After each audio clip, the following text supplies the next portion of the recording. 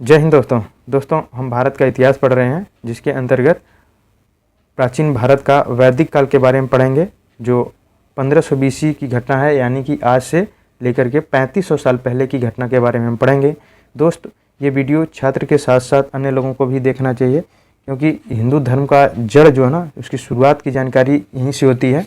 इससे पहले भी हिंदू धर्म को माना जाता है। हमारी मान्यता है कि बहुत ही पुराना धर्म है हिंदू धर्म, जो त्रेता युग, द्वापर, सतयुग, ये सब चीज़ें हमारी मान्यताओं में आता है कि यहाँ से इसका डेवलपमेंट होता है।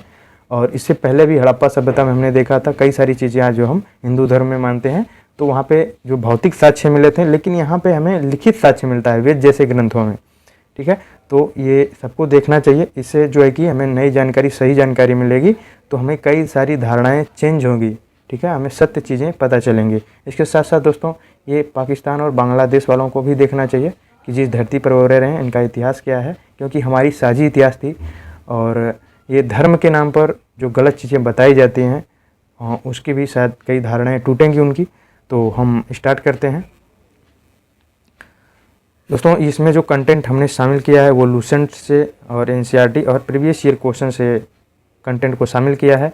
आप इस वीडियो को देखने के बाद आप लूसेंट को अच्छे से पढ़ सकेंगे, वैदिक जो काल है, और NCERT का कक्षा 6 और कक्षा 11 की बुक को अच्छे से पढ़ सकेंगे। साथ ही साथ दोस्तों, आप प्रीवियस ईयर क्वेश्चन या एग्जाम में जो है कि आप यहाँ से आने वाले क्वेश्चन को आराम से कर सकेंगे। दोस्तों, ऑल वन डे एग्जाम से लेकर के स्टेट PCS एग्जाम तक के लिए आपको हेल्पफुल होगा। आप कोई भी एग्ज़ाम दे रहे हैं, जैसे जिसमें GS पूछा जाता है, उसमें आपको ये हेल्प करेगा।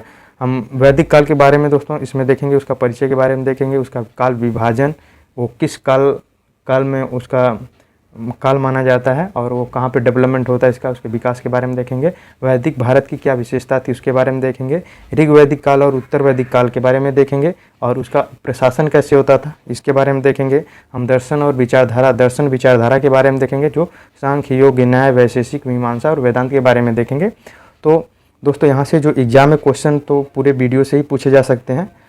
कुछ चीज़ें जो है आपको जानकारी के लिए हमने इसमें ऐड किया है, लेकिन आपके एग्जाम में सबसे ज़्यादा जो क्वेश्चन पूछे जाते हैं, इनका डेवलपमेंट, जैसे किस नदी के किनारे हुआ है, इनका प्रिय पशु कौन सा था, देवता कौन से थे, और इसकी जो है कि ऋग वैदिक काल और जो उत्तर वैदिक काल में जो वेद लिखे गए हैं, कि सबसे पुराना वेद, इसमें कितने भागों में डिवाइड किया गया है, यहाँ से सारी, और यहाँ से क्वेश्चन पूछे जाते हैं। और जो है कि प्रशासन से क्वेश्चन पूछे जा रहे हैं, दर्शन विचारधारा से क्वेश्चन, की मतलब कि ये जो विचारधारा है, इनका जो डेवलपमेंट करने वाला कौन था, इनका प्रवर्तक कौन था, यहाँ से क्वेश्चन पूछे जा सकते हैं। वैसे दोस्तों, ये पूरा वीडियो जो है कि टॉपिक वाइज डिवाइड है, आप जहाँ डायरेक्ट भी उस टॉपिक को देख सकते हैं। आगे बढ़ने से पहले दोस्त, आपसे रिक्वेस्ट है कि आप जो कमेंट में वीडियो में बताएं कि वीडियो कैसा लगा है, कि जानकारी सही है, कम तो नहीं है, सही है, ऐसे कंटिन्यू रखें, या बहुत ज़्यादा हो जाता है, या ठीक है। वैसे ज़्यादा तो नहीं होता है, हम ध्यान में रखते हैं कि ज़्यादा ना हो। कमेंट में बताएं कि कैसा वीडियो लगता है, इसके बारे में ज़रूर अपनी राय दें, कमेंट ज़रूर दें। लोग पढ़ें, मैं भी पढ़ता हूँ, तो आपका रिप्लाई भी मैं ही करता हूँ, तो आप कमेंट ज़रूर करें। हम आगे देखते हैं। स्टार्ट करने से पहले कुछ कोट देख लेते हैं जो हमारे विद्वानों ने दिया है, बहुत ही अच्छी लाइनें हैं दोस्तों। यदि हम आधुनिक विकसित भारत चाहते हैं तो सभी धर्मों को एक होना पड़ेगा, डॉक्टर भीमराव अंबेडकर जी ने कहा है। दोस्तों, हमारा टारगेट है कि हम देश की स्वतंत्रता के 100 साल बाद हम एक डेवलपमेंट कंट्री हो बने, तो इसके लिए ज़रूरी है कि सभी धर्मों को एक होना पड़ेगा। जो भी भारत में धर्म है, हिंदू, मुस्लिम, जैन, बौद्ध, सिख, पारसी, जो भी धर्म है, उसमें एकता होनी चाहिए। जो हिंदू धर्म है, उसमें भी अलग अलग मजहबों पे, अलग अलग पंथों में लोग डिवाइड हैं, जातियों में डिवाइड हैं। वो आपस में वो जो डिवाइडेंट है उसको ख़त्म करना होगा। सभी लोग मिलजुल कर रहें, सहयोग करें, और तो एक क्या होगा, एक मजबूत हिंदू समाज बनेगा। इसी तरह अन्य धर्मों में भी जो डिवाइड है उसको ख़त्म करके सारे धर्म जो है मजबूत बने, और वो भी आपस में सहयोग करें, ताकि एक विकसित भारत बन सके। अगला जो कोट है दोस्त, वो धर्म कभी ख़राब नहीं होता, इंसान ही ख़राब होता है, और जो ख़राब इंसान है उसका कोई धर्म नहीं होता। बहुत ही अच्छी लाइन है दोस्तों। ये धर्म कभी ख़राब नहीं होता। भारत में या बोलें विश्व में जो भी धर्म है वो ख़राब नहीं है। अगर ख़राब होते हैं तो लोग उसे इतनी बड़ी संख्या में लोग नहीं मानते, कहीं ना कहीं उसमें अच्छाइयाँ हैं। तो सारे धर्म अच्छे हैं। धर्म का क्या काम है? लोगों को नैतिक बनाना, अच्छे कर्मों को प्रोत्साहित करना, लोग अच्छे कर्म करें।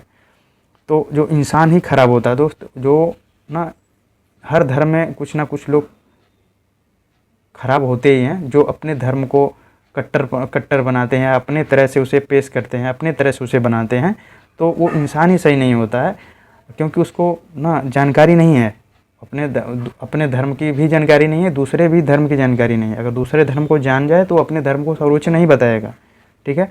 तो जो इंसान खराब है उसका कोई धर्म नहीं है, वो अपने धर्म के बारे में नहीं जानता, दूसरे धर्म के बारे में नहीं जानता। अगर वो जानता ना तो अपने धर्म को कट्टर नहीं बताता, सबसे अच्छा नहीं बताता।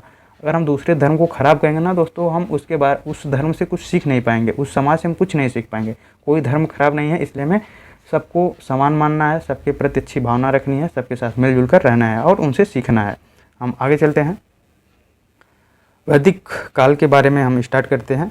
वैदिक काल कहें या वैदिक सभ्यता या वैदिक संस्कृति या वैदिक भारत, सारे वर्ड एक हैं। इसका परिचय के वैदिक काल के बारे में देखें परिचय, तो ये 3500 से लेकर के 2600 वर्ष पूर्व की घटनाओं का इसमें वर्णन है। वैदिक काल का कालखंड माना जाता है और आर्यों ने एक नवीन सामाजिक व्यवस्था की नींव रखी थी।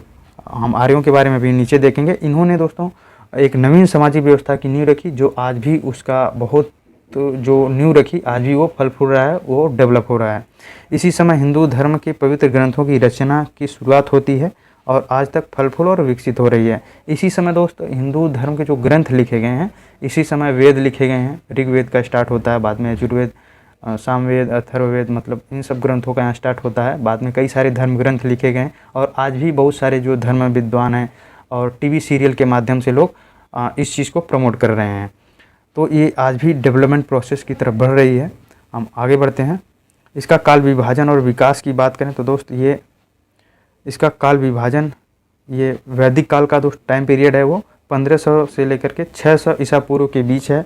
और इसको वैदिक काल जो है उसको दो भागों में डिवाइड किया जाता है, ऋग्वैदिक काल और उत्तर वैदिक काल, और इसका अलग अलग टाइम पीरियड है। ये जो 1500 से 600 ईसा पूर्व, इसको दो भागों में डिवाइड किया जाता है। जो 1500 से लेकर के 1000 ईसा पूर्व की घटना उसे ऋग्वैदिक काल माना जाता है और 1000 से लेकर के 600 ईसा पूर्व की जो घटना उसे उत्तर वैदिक काल माना जाता है। ऋग्वैदिक काल दोस्तों ये पश्चिमोत्तर भारत यानी कि अफगानिस्तान, पाकिस्तान, भारत जो क्षेत्र है वहाँ पे इसका डेवलपमेंट हुआ था और इसे सप्त सिंधु कहा जाता है। सिंधु जो नदी है उसकी सहायक नदियों के आधार पर इसे वहाँ पे इसका डेवलपमेंट होता है, इसलिए उसके सिंधु नदी और उसकी सहायक नदियों के आधार पर इसको सप्त सिंधु कहा जाता है। उत्तर वैदिक काल दोस्तों ये उत्तर गंगा का मैदान यानी कि आज का हरियाणा और यूपी जो क्षेत्र है वहाँ पे उत्तर वैदिक काल का डेवलपमेंट होता है और इस क्षेत्र को आर्यावर्त कहा जाता है। इसको अब मैप में समझ लेते हैं अच्छे से। ये देख सकते हैं शुरुआती वैदिक काल है और आर्य जो सबसे पहले बसे थे वो इन्हीं क्षेत्रों में बसे थे। हम इसको थोड़ा सा जूम करके अच्छे से देख लेते हैं। जो आर्य आए थे वो सबसे पहले इसी क्षेत्रों में आए थे। जो सिंधु और उसकी सहायक नदी है, आप देख सकते हैं यहाँ पे सिंधु है, उसकी सहायक जो नदियाँ हैं ये सहायक नदियाँ हैं, इसी के किनारे वो बसे थे और यहीं पे इस टाइम पीरियड में इसका विकास होता है। और बाद में दोस्तों ये जो है कि ये हरियाणा और उत्तर प्रदेश का जो क्षेत्र है उन सब क्षेत्रों में ये इनका डेवलपमेंट होता है। और यही बाद में दोस्तों अलग अलग साम्राज्य डेवलप करते हैं, जैसे देख सकते हैं कुरु, पांचाल, कौशल, मगध, विदेह, मगध, है ना, इन सब क्षेत्रों को इन्होंने डेवलप करते हैं। बाद में जब जैसे जैसे जनसंख्या बढ़ती है वैसे अलग अलग जो क्षेत्रों को ये लोग डेवलप करते हैं, उस पर शासन करते हैं। तो हम आगे देखते हैं। वैदिक काल की विशेषता के बारे में देख लेते हैं। वैदिक काल की क्या विशेषता है। वैदिक काल की विशेषता की बात करें दोस्तों, ये हड़प्पा सभ्यता के पतन के लगभग 500 वर्षों बाद आर्यों ने एक नवीन सामाजिक व्यवस्था की नींव रखी थी। हड़प्पा सभ्यता का पतन दोस्तों हमने पिछले वीडियो में देखा था। ये जो है कि 2600 ईसा पूर्व से लेकर के 1900 ईसा पूर्व का इसका कालखंड माना जाता है। हड़प्पा सभ्यता 1900 में इसका पतन होता है, 1900 BC में, और उसी के और वैदिक काल कब माना जाता है 1500 ईसा पूर्व। 1900 और 1500 ईसा पूर्व के बीच में लगभग 400-500 वर्ष का गैप होता है। तो इन्हीं 500 वर्षों में यहाँ पे आर्यों ने एक नवीन व्यवस्था की नींव रखते हैं। और आर्य के बारे में बात करें तो दोस्त ये आर्य जो हैं ये मध्य एशिया से आए थे। मध्य एशिया यानी आज का कजाकिस्तान और तुर्कमेनिस्तान, उज्बेकिस्तान, किर्गिस्तान, तजाकिस्तान जो वाला क्षेत्र है वहाँ से लोग आए थे और ये कबीले के रूप में आए थे। आरंभिक आर्य जो दोस्तों हैं वो कबीले के रूप में अंग थे, वो कबीले के रूप में आए थे, छोटे छोटे समुदाय के रूप में आए थे।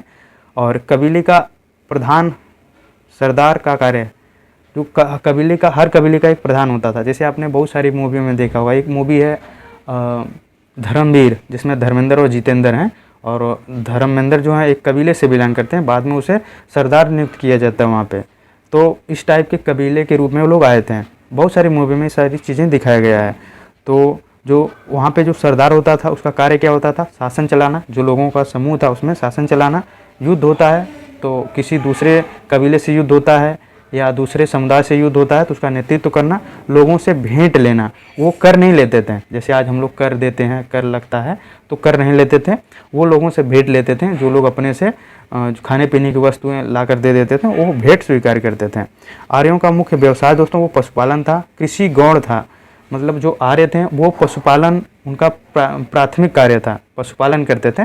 कृषि उनका द्वितीय काम या तृतीय काम रहा होगा, लेकिन पशुपालन उनका प्राथमिक कार्य था। घोड़ा प्रिय महत्वपूर्ण पशु था, भारत में सफलता का श्रेय दिया जाता है इसको। घोड़ा जो है इनका सबसे प्रिय पशु था और इसी का माना जाता है कि घोड़ों से ये बड़े बड़े युद्धों को इन्होंने जीता है और दूर दूर तक क्षेत्रों में ये अपना साम्राज्य का विस्तार किए हैं। और इसके जो प्रमुख देवता जो थे वो इंद्र थे, महत्वपूर्ण देवता इंद्र थे। और वैदिक सभ्यता जो थी दोस्तों वो ग्रामीण थी, भाषा संस्कृत था। जैसे हम देखें हड़प्पा सभ्यता शहरी संस्कृति था, लेकिन ये वैदिक सभ्यता जो है वो ग्रामीण सभ्यता थी, लोग दूर दूर निवास करते थे। और जो भाषा जो है संस्कृत थी, जो आज संस्कृत हम पढ़ते हैं ये वाली नहीं, इससे भी कठिन थी, तो उनकी भाषा जो संस्कृत थी। सिंधु आर्यों की सबसे प्रमुख नदी थी, सिंधु जो है आर्यों की सबसे प्रमुख नदी थी, क्योंकि यहाँ पे आर्य ना सबसे पहले सिंधु के किनारे बसे थे, ठीक है, इसलिए ये सिंधु जो है आर्यों की सबसे प्रमुख नदी थी। सरस्वती, सरस्वती जिसे नदीतम कहते थे, सर्वश्रेष्ठ नदी थी, सबसे श्रेष्ठ नदी वो सरस्वती को मानते थे, ये दूसरी सबसे प्रमुख नदी थी, ठीक है। वैदिक सभ्यता का विकास सरस्वती नदी के किनारे हुआ है। जो आपको आश्चर्य होंगे कि सरस्वती उनकी सबसे प्रमुख नदी थी, सरस्वती उनकी सबसे पवित्र नदी थी, और उस सिंधु जो थी उसकी उनकी जो है कि सबसे प्रमुख नदी थे। जैसे आज भारत में बहुत सारी नदियां हैं, तो सारी नदी इंपॉर्टेंट है, लेकिन हम सबसे पवित्र नदी गंगा को मानते हैं। उस समय भी वो सिंधु को सबसे प्रमुख नदी उनकी थी, लेकिन वो सरस्वती नदी है जो हरियाणा के क्षेत्रों में बहती थी, उसको सबसे पवित्र नदी मानते थे, ठीक है। और वैदिक सभ्यता का विकास इसी सरस्वती नदी के किनारे इनके होता है, ठीक है। आगे हम बढ़ते हैं। वैदिक संस्कृति का उद्भव पश्चिमोत्तर प्रदेश और पंजाब में हुआ, इसको हमने ऊपर भी देखा है। जो आपका पाकिस्तान और पंजाब वाला क्षेत्र है वहाँ पे उनका उद्भव होता है, वहाँ पे वो डेवलपमेंट करना शुरुआत करते हैं, लेकिन जो सबसे विकसित रूप था वो पश्चिमी गंगा घाटी का मैदान था, हरियाणा और उत्तर प्रदेश का रीजन में उनका विकास होता है। अधिकांश लड़ाइयाँ दोस्तों वो मवेशियों के लिए, खासकर गायों के लिए होती थी, और इसके साथ साथ उपजाऊ जमीन चारगाह के लिए होती थी। और किसान वर्ग सेना का कार्य करता था, किसान जो थे वो सेना का काम करते थे, कोई अस्थायी सेना नहीं थी, जो किसान होते थे वही सेना का काम करते थे। आगे हम देखें तो जो समाज जो था वो पितृसत्तात्मक था। जैसे आज हमारा ना पैट्रियार्की है, परिवार का सबसे मुखिया कौन होता है, पिता होता है, फिर उसके बाद पुत्र होता है ना, पैट्रियार्की उस समय भी यही व्यवस्था थी। और निरंतर युद्ध के कारण वीर पुत्रों की कामना होती थी, युद्ध ज़्यादा होते थे तो पुरुष ज़्यादा मरते थे, तो वो जो है कि वीर पुत्रों का वो लोग कामना करते थे, इसके बाद वो पूजा पाठ यज्ञ वगैरह करते थे, तो वीर पुत्र को पाने के लिए ऐसा करते थे।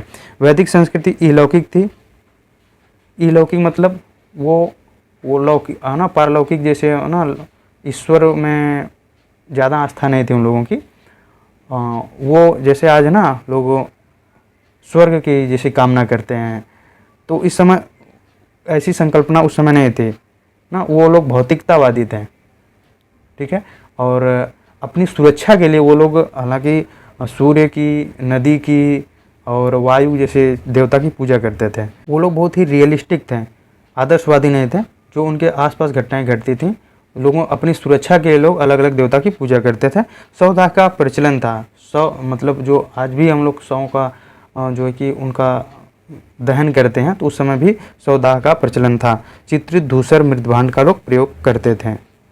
आगे देखें दोस्तों, कुछ वैदिक शब्द हैं, उसका अर्थ उस आज क्या है, तो ये पूछा जाता है उस समय कौन से वैदिक शब्द थे, ये सब यूज किए जाते थे उस समय, और इसका आज अर्थ उसका पूछा जाता है आज के समय में इसका अर्थ क्या है।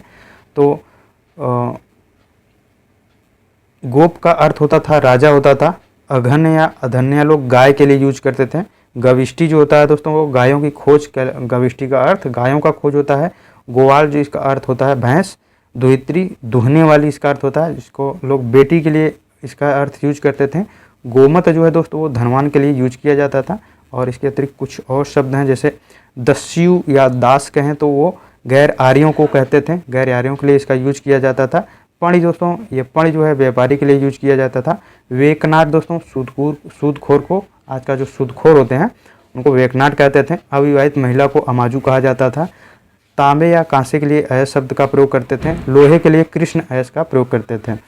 और ये शब्द क्वेश्चन दोस्तों एग्जाम में पूछे गए हैं, जैसे कृष्ण अयस का किस लिए यूज किया जाता था, तो ये इम्पोर्टेंट है। और ये उससे भी इम्पोर्टेंट है, वे वैदिक कालीन नदियाँ, उनका पुराना नाम क्या था पूछ लिया जाता है कि आज का झेलम नदी का पुराना नाम क्या था, या मैचिंग के लिए दे दिया जाता है कि कौन सा गलत सुमेलित है या कौन सा सही सुमेलित है, या पूछ लेता है सतलज का पुराना नाम क्या था, ऑप्शन में डाल देगा पुरानी 4 नदियों का नाम। तो यहाँ से क्वेश्चन पूछे जाते हैं।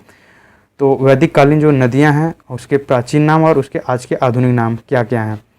तो वितस्ता है, वितस्ता का जो नाम है वो झेलम नदी है, झेलम नदी को वितस्ता कहते हैं। चेनाब को अस्किनी कहते थे। रावी को दोस्तों परुषड़ी कहते थे। सतलज सतुद्री के नाम से जाना जाता था। व्यास जो है दोस्तों वो विपाशा नदी के नाम से जाना जाता था। घग्घर दोस्तों ये दृश्यदति नाम के नाम से जाना जाता था। गंडक जो सदानीरा कहते थे। काबुल को कुभा कहते थे। और कुर्रम को कुर्भ कहते थे। गोमल को दोस्तों वो गोमती कहते थे। स्वात को सुवस्तु कहते थे। वितस्ता या झेलम का युद्ध होता है दोस्त, पोरस और सिकंदर के बीच में होता है, इसी के किनारे होता है। और परुषड़ी का नदी जो कि अभी हम आगे नीचे भी देखेंगे, ये परुषड़ी नदी का युद्ध होता है, दसराग युद्ध इसी रावी नदी के तट पे होता है। इसको हम मैप में देख लेते हैं इन नदियों को।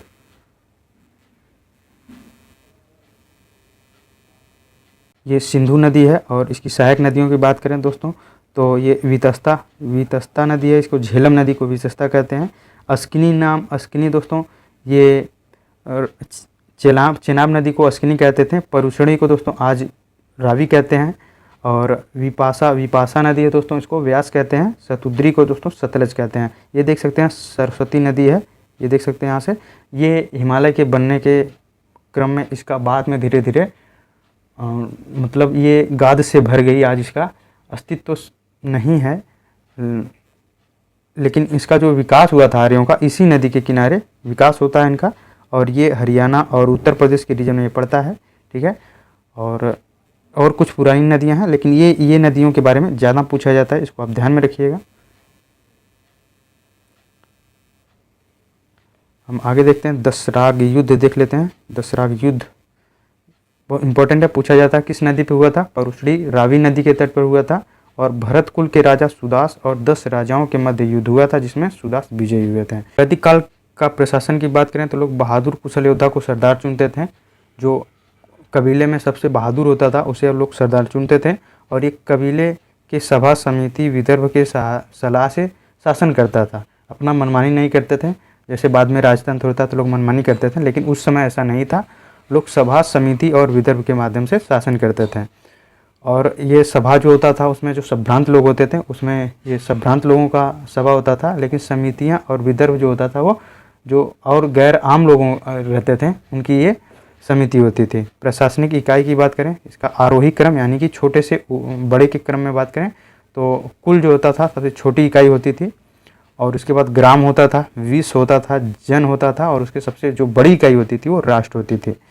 और इसके जो हेड होते थे, प्रधान जो होते थे, कुल का जो प्रधान होता था वो कुलपा उसे कहते थे। और ग्राम का जो है वो ग्रामणी होता था। विष का विषपति होता था, विषपति होगा, ये विषपति होगा। और जन का जो है जनपति होता था। राष्ट्र का जो है राजन होता था, राजा को राजन या गोप कहते थे। तो जैसे ये कुल सबसे बड़ा राष्ट्र होता था, जन होता था, विष होता था, ग्राम होता था। कुल दोस्तों ये परिवार जो है ना, आज परिवार भी एक संस्था होती है। जैसे राष्ट्र एक संस्था है, उसी तरह से परिवार भी एक संस्था होती है, जिसमें एक मुखिया होता है और कई सदस्य होते हैं। और राजा की आय की बात करें दोस्तों, राजा की आय वो युद्ध में युद्ध करते थे, उसमें से जो लूट होता था वो राजा की आय मानी जाती थी, उसमें राजा का हिस्सा होता था। और नजराना इनकी आय होती थी राजा की।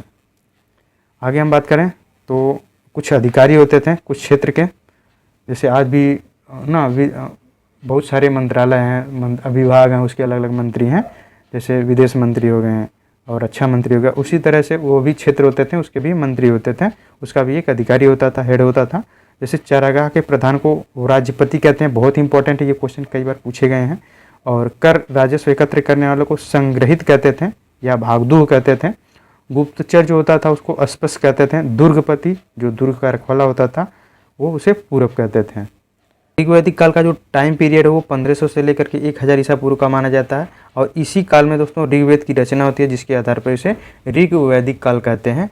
तो ऋग्वैदिक काल और उत्तर वैदिक काल का जो बांटने का जो दो आधार है, एक तो उनका डेवलपमेंट जो जगह था, शुरू में वो सप्त सिंधु के में वो डेवलपमेंट किए, फिर उसके बाद इन्होंने उत्तर वैदिक काल यानी कि वो आर्यावर्त में इन्होंने, हमने ऊपर देखा आर्यावर्त में इनका विकास होता है। और दूसरा जो कारण था वो वेद का लिखने का कारण था।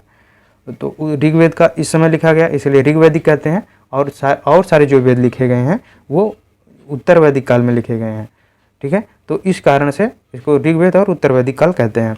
तो ऋग्वेद के बारे में हम देख लेते हैं। वैसे इसके बारे में हमने पहले वीडियो में देखा था, भारत के इतिहास के जानकारी के स्रोत के बारे में देखा था, यहाँ भी हम देख लेते हैं।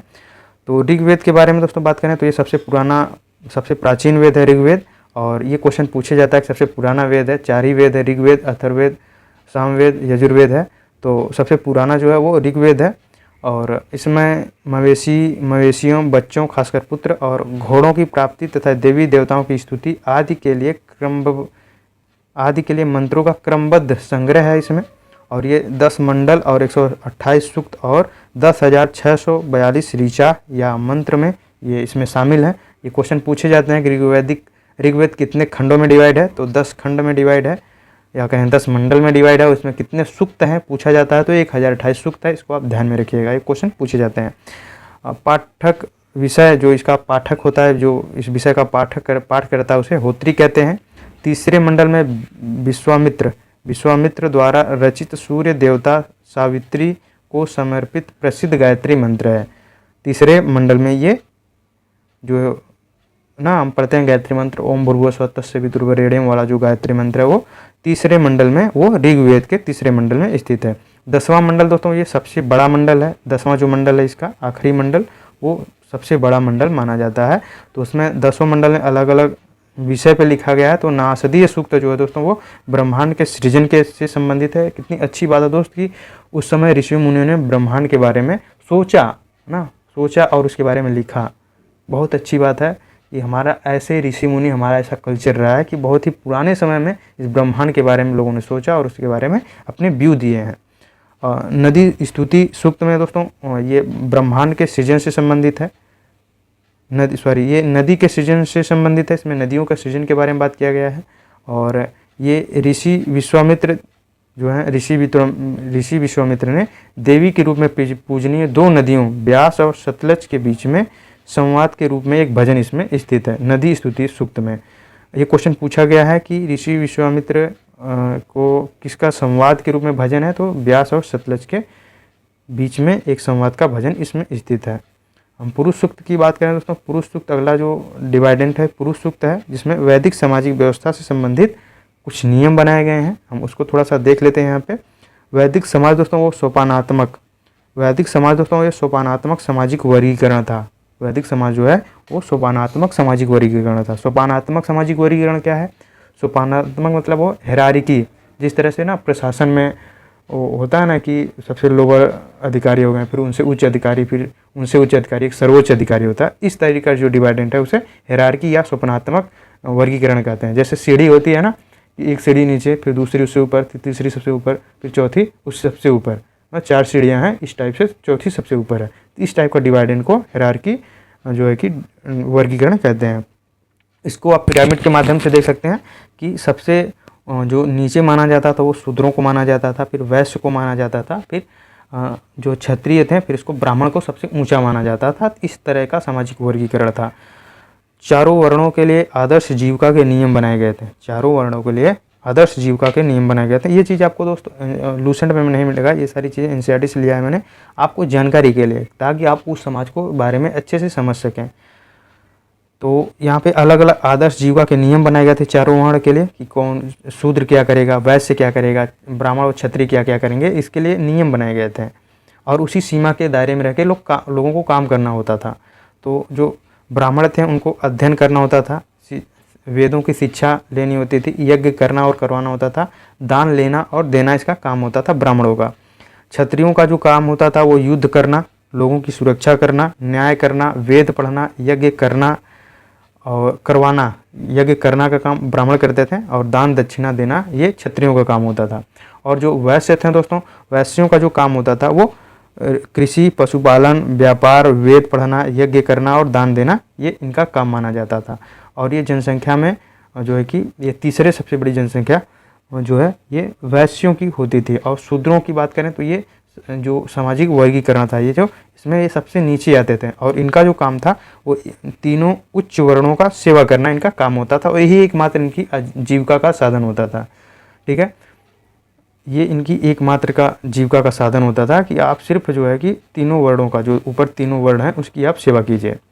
तो यहाँ पे देख सकते हैं ब्राह्मण और क्षत्रिय, वैश्य, शूद्र हैं। ठीक है, इनकी सामाजिक स्थिति भी इनके कपड़ों से आप देख सकते हैं, इनके हाव भाव से देख सकते हैं। इनके हाथ में वेद है और ये हथियार में हाथ में तलवार लिए हुए हैं और इनकी स्थिति कुछ व्यापारी टाइप की चीज़ें पगड़ी उड़ी बांधे दिखाई गई है। और यहाँ पे इनका जो है कि एक गरीब टाइप का, एक ना जो इकोनॉमिक रूप से कमज़ोर लोग होते हैं उस टाइप का ये यहाँ पे मैपिंग में दिखाया गया है, चित्र में दिखाया गया है। और यहाँ पे देख सकते हैं जो शूद्र हैं इनका यहाँ पे ये चित्र है कि आप यहाँ पे देख सकते हैं किस टाइप के लोग वस्त्र पहने हुए हैं। ठीक है, किस टाइप का लोग वस्त्र पहने हुए हैं, हाथ में झाड़ू लिए हुए हैं। ठीक है, इनकी महिलाओं की स्थिति को देख सकते हैं। और यहाँ पे ऋषियों मुनियों को दिखाया गया है कि ये ब्राह्मण लोग थे जो वेद यज्ञ कर रहे हैं। तो ये इस समय की स्थिति थी। लेकिन एक चीज़ ये था कि ये सब उस समय दोस्तों ये आनुवंशिक नहीं था। आनुवंशिक मतलब जन्म के आधार पे नहीं था। एक ही परिवार में कोई ब्राह्मण हो सकता था, अगर 4 भाई हैं तो उसमें से एक ब्राह्मण हो सकता था, दूसरा शूद्र हो सकता था, तीसरा वैश्य हो सकता था, चौथा क्षत्रिय हो सकता था। इस टाइप की चीज़ें थी। कोई ये नहीं है कि जाति आधारित जैसे आज हमारे यहाँ कि एक जाति में जो है ना कि जैसे आज है ना कि एक ही मतलब समाज जो है जातियों में डिवाइड है। क्षत्रिय का लड़का क्षत्रिय होगा और ब्राह्मण का लड़का ब्राह्मण होगा, शूद्र का लड़का शूद्र होगा। इस टाइप की चीज़ें उस समय नहीं थे। तो एक ही परिवार में लोग ब्राह्मण भी होते थे, क्षत्रिय भी होते थे, वैश्य भी होते थे, शूद्र होते थे और इनका ये अलग अलग अपना काम होता था। ठीक है, लेकिन बाद में इसे आगे हम देखेंगे ऋग्वैदिक काल में ही इसे चेंज कर दिया जाता है। आगे अगला जो 10वां मंडल का जो सब पार्ट है सूर्य सूक्त है, उसमें विवाह श्लोक के बारे में बताया गया है। एक क्वेश्चन पूछा गया था कि विवाह श्लोक, विवाह समारोह किस सूक्त में है, तो ये सूर्य सूक्त में इसका उल्लेख किया गया है। धर्मसूत्र, धर्मशास्त्र में विवाह के 8 रूप बताए गए हैं। बाद में जो वेद में और जो बाद में ग्रंथ लिखे गए हैं उसमें धर्मसूत्र और धर्मशास्त्र में 8 विवाह बताए गए हैं। जो हिंदू धर्म में 8 विवाह होते हैं, जिसमें से 4 को अच्छा मानते थे और 4 को बुरा लोग मानते थे। और इसमें ब्रह्मदेव, आर्ष, प्रजापति ये ब्राह्मण धर्म में था और इसे ये अच्छा मानते थे। और जो गैर ब्राह्मण में था वो असुर, गंधर्व, रक्ष, पैशाच और इसे बुरा मानते थे। ये 8 टाइप के थे। इसी तरह से वहाँ पे उस समाज में विवाह होते थे। और आगे बात करें ब्रह्म में, तो ब्रह्म में पिता अपनी कन्या को वर को भेंट करता है और कन्या पर उसके अधिकार का अंत हो जाता है। तो यहाँ पे पिता वर को भेंट, अपनी जो कन्या है उसको वर को भेंट दे करके इसके उस पर पिता का उसका अधिकार का अंत हो जाता है। अब उस पर जो अधिकार होता है वो उसके पति का होता है। ठीक है, उसके वर का उस पर अधिकार हो जाता है। तो यहाँ पे 2 चीज़ें बहुत ही बेकार लगती है। वैसे तो हिंदू धर्म में जो विवाह संस्कार है बहुत ही अच्छा है, बहुत ही रिच कल्चर है यार, बहुत ही अच्छा लगता है। इसमें अग्नि के फेरे, शपथ विधि लाया जाता है और 7 जन्मों जैसी ना, मतलब कोई एक जन्म निर्वाह नहीं कर पाता, यहाँ पर 7 जन्मों का साथ देने का जैसी चीज़ें कही गई है, बहुत ही अच्छा है। लेकिन 2 चीज़ें बहुत ही बेकार लगती है। एक चीज़ यहाँ पे भेंट जैसे शब्द का, भेंट जो है दोस्तों वस्तुओं और जानवरों जैसी चीज़ों को भेंट किया जाता है। लेकिन यहाँ पे कन्या भी तो एक इंसान है, लेकिन यहाँ पे इंसान को भेंट किया जाता है। और दूसरा वर्ड लिखा है कि उसके अधिकार का अंत हो जाता है, पिता का अधिकार का अंत हो जाता है और पति का अधिकार स्टार्ट हो जाता है। मतलब कि इस पे किसी इंसान पे किसी दूसरे का अधिकार कैसे हो सकता है? ये हमारे जो है कि ग्रंथों में लिखा है, जो हमारे समाज में आज भी प्रचलित है। क्या इस पर आपका क्या विचार है? आप इसको कमेंट में ज़रूर बताओ यार। आप हर चीज़ पे अपना कमेंट दो, वीडियो को रोको और उसके बाद उस पर कमेंट दो कि आपका विचार क्या है। उसको मैं भी पढ़ता हूँ, लोग भी पढ़ेंगे, तो आपके विचारों से लोगों को अंदर कुछ अच्छी चीज़ें मिल सकती हैं। तो इसलिए आप वो उसको कमेंट ज़रूर करो, जहाँ मन करे वहाँ ज़रूर कमेंट करो। तो यहाँ पे देख सकते हैं कि जो कोई इंसान को आप वस्तु जानवर से तुलना नहीं कर सकते। और दूसरा चीज़ जो दोस्तों बहुत बेकार लगता है कि इसमें उसी में एक कार्यक्रम होता है जिसमें जो कन्या का जो पिता होता है, यानी कि लड़की का जो पिता होता है, वो जो कि वर होता है यानी दूल्हा जो होता है उसका पैर रखता है। ये तो हमारी संस्कृति के विरुद्ध है कि हमें हमेशा बड़ों का सम्मान, छोटों को प्यार और बड़ों को सम्मान सिखाया जाता है। वहाँ पे पिता, भाई कन्या का पिता भी तो हमारा पिता हुआ, दूल्हे का पिता हुआ, और कन्या का पिता उस पुत्र जो उसका वर है लड़की का, उसका पैर रखता है कि अब ये बताओ कौन सा अच्छा चीज़ है यार, इसको ख़त्म करना चाहिए। ये चीज़ें ठीक नहीं है। आपका क्या विचार है इस पर आप कमेंट में ज़रूर बताएं। बाकी क्या है मुझे ज़्यादा जानकारी नहीं है, लेकिन ये चीज़ें तार्किक नहीं लगती हैं। अगला विवाह का जो पार्ट है दोस्तों वो आर्ट्स है। आर्ट्स में दोस्तों वो वधू जो होता है, वधू के पिता को 1 या 2 गाय या बैल भेंट दिया जाता है। ये आर्ट्स में होता है। प्रजापत्य में क्या होता है, वधू को पिता इस शर्त पे भेंट करता है, वो यानी कि जो कन्या का पिता है अपनी बेटी को, वर को इस शर्त पे भेंट करता है कि दोनों अपने दायित्वों का और धार्मिक कर्तव्यों को निभाने के लिए भागीदार बने। ये बहुत ही अच्छा है, ये सब संकल्पना बहुत ही अच्छा है कि ऐसे शर्त लगाओ भाई आप लोग इस लायक हो गए हो कि अपने दायित्व को निभाओ, धार्मिक कर्तव्य को आप खुद निभाओ, ठीक है, उसमें आप भागीदार बनो, मिलजुल कर जो है कि जीवन को चलाओ। ये बहुत ही अच्छा है। ऐसी चीज़ें होनी चाहिए कि साथ में दोनों एक इक्वल है यार, कोई किसी का अधिकार नहीं, कोई किसी का गुलाम नहीं है। बट हमारे कुछ संस्कृतियों में, हमारे कुछ ग्रंथों में महिलाओं को बहुत ही दोयम दर्जे का माना गया है। ये चीज़ें सही नहीं है, लेकिन ये प्रजापत्य में देखिए दोनों को बराबरी का दर्जा दिया गया है, बहुत ही अच्छा है। गंधर्व विवाह देखिए दोस्तों, ये जो गैर जो आर्य होते थे उनमें ये चीज़ें होती थी। ये देख सकते हैं, इन्हें लोग निंदा करते थे, बुराई इसका करते थे। गंधर्व यहाँ पे है। गंधर्व विवाह में क्या होता था, आपसी सहमति से पुरुष और स्त्री का संयोग होता था और वो पति पत्नी के संस्कारों में आ जाते थे। उसकी लोग जो पति पत्नी के जो निर्वाह होता है, काम होता है, उसको वो लोग करते हैं, लेकिन ये आपसी सहमति से होते हैं। आप कालिदास का वो अभिज्ञान शकुंतलम है ना, उस पर एक हमारे वो वीडियोज में भी देखा होगा कि दुष्यंत ने जो शकुंतला से एक वन में मिले थे, वहीं से उनकी सहमति होती है और उसमें इसी गंधर्व विवाह का संकल्पना चीज़ें को बारे में बताया गया, वो गंधर्व विवाह था।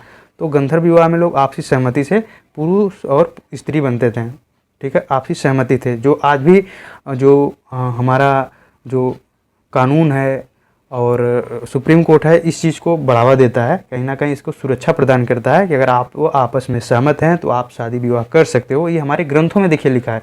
आज से जो है कि 3500 साल पहले ये सब चीज़ें होती थी, तो आज भी अगर हो रहा है तो कोई गलत नहीं है, ये हमेशा से होता आया है, ठीक है ना। हमारे कृष्ण जो थे उन्होंने भी भगा के शादी किया था, ठीक है। तो ये सब चीज़ें कोई गलत नहीं है, बट कुछ चीज़ों को अपनी सिक्योरिटी, सुरक्षा को ध्यान में रखना बहुत ही ज़रूरी होता है।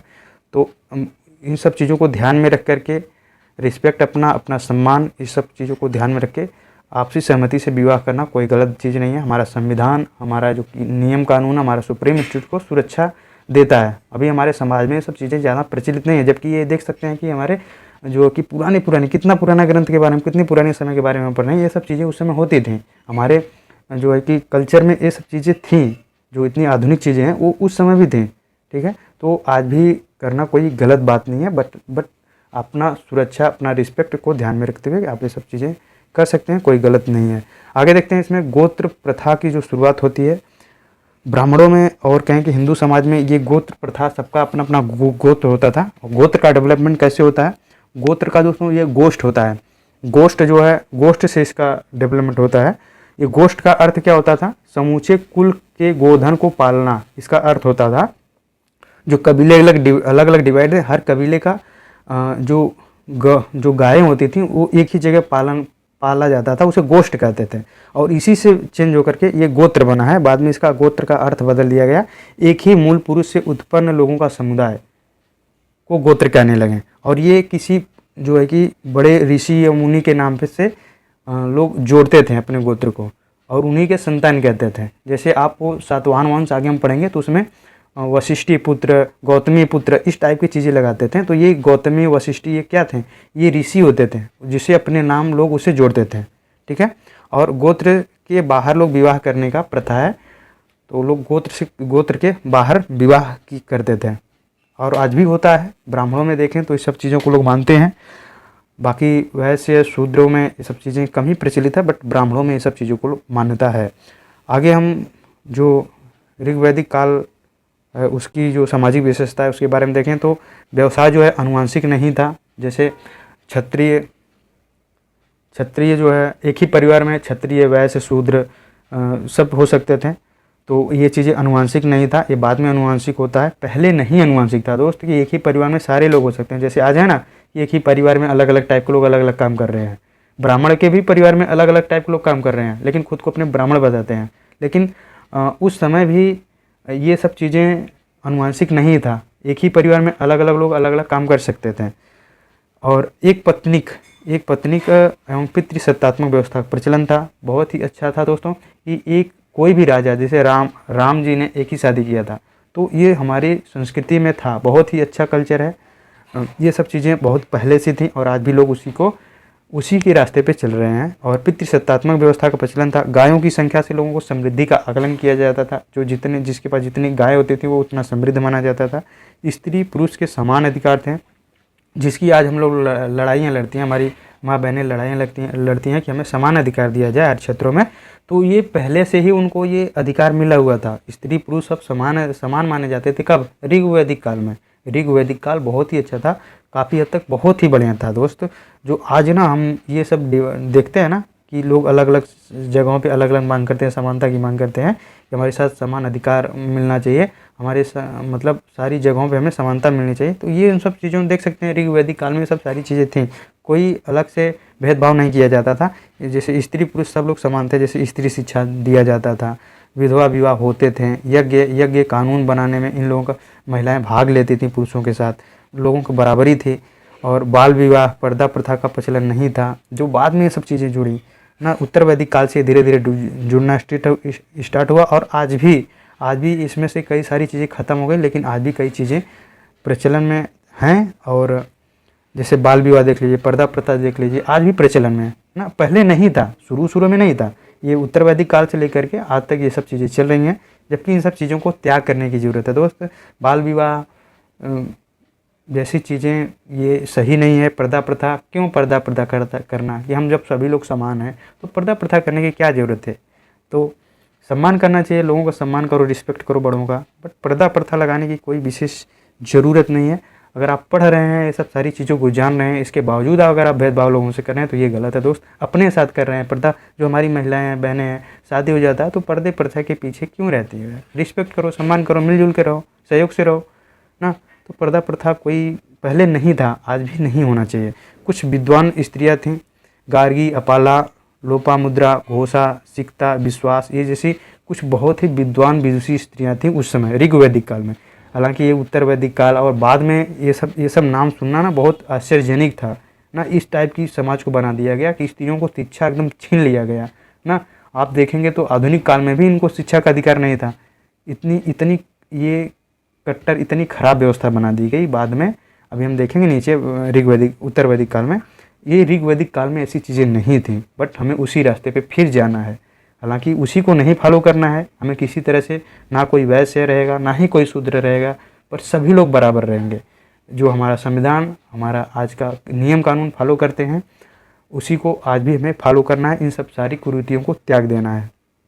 आगे चलते हैं तो ऋग्वैदिक काल के कुछ देवता हैं, देखें तो ये लगभग आज का जो ना, ये लोग नेचर की पूजा करते थे। युद्ध, इंद्र दोस्तों देख सकते हैं, देवता और इनका किससे क्या क्या संबंध थे।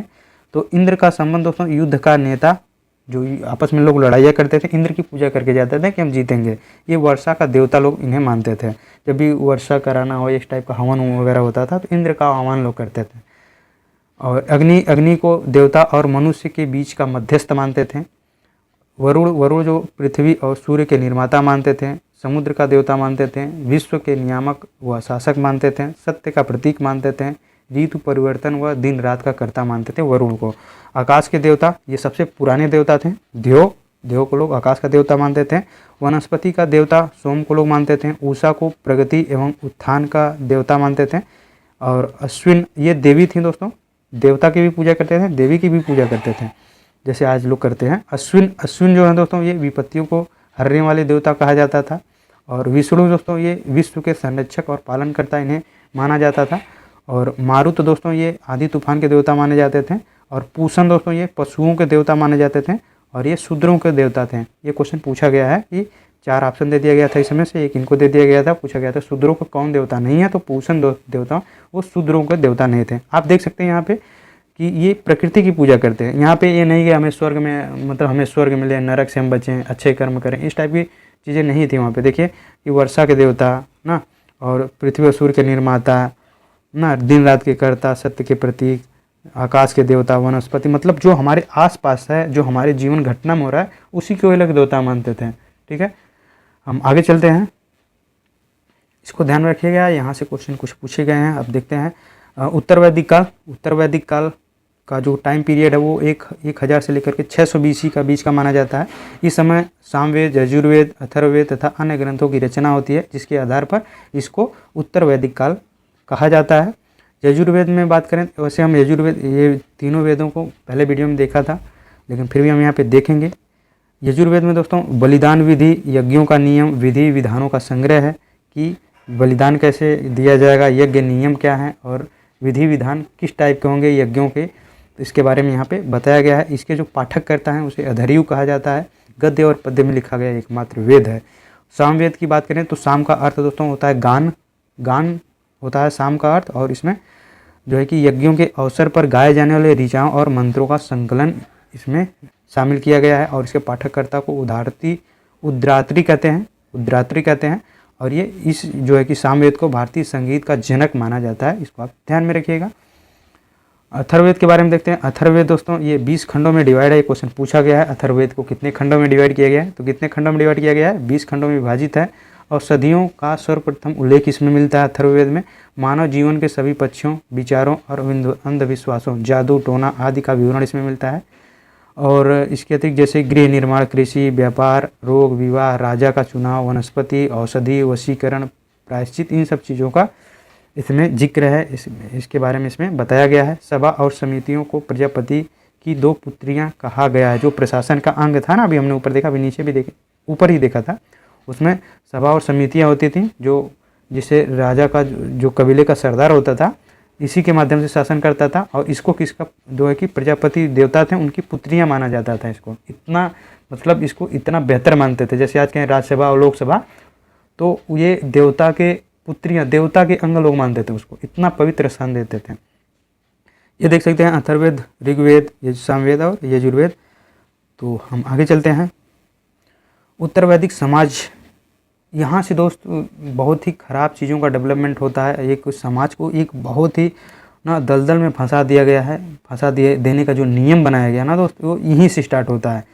जो शूद्रों की स्थिति खराब होती है, हमारी महिलाओं की स्थिति खराब होती है, उन्हें इस इंसानों से नीचे, कुछ लोगों से नीचे का दर्जा यहाँ से देना स्टार्ट हो गया है, जिसकी ना जड़ें आज भी हैं ना अभी हमारे समाज में। लेकिन अब तो बहुत कम, नाम मात्र हो गई। देश की स्वतंत्रता के बाद से, देश की स्वतंत्रता के दौरान इसका विरोध किया गया और उसके बाद इसका एकदम अंत कर दिया गया। कहाँ पे? भारतीय संविधान में। लेकिन आज भी हमारे समाज में इसकी जड़ें दिखती हैं। तो इसके बारे में हम देख लेते हैं किस टाइप के नियम उस समय बनाए गए।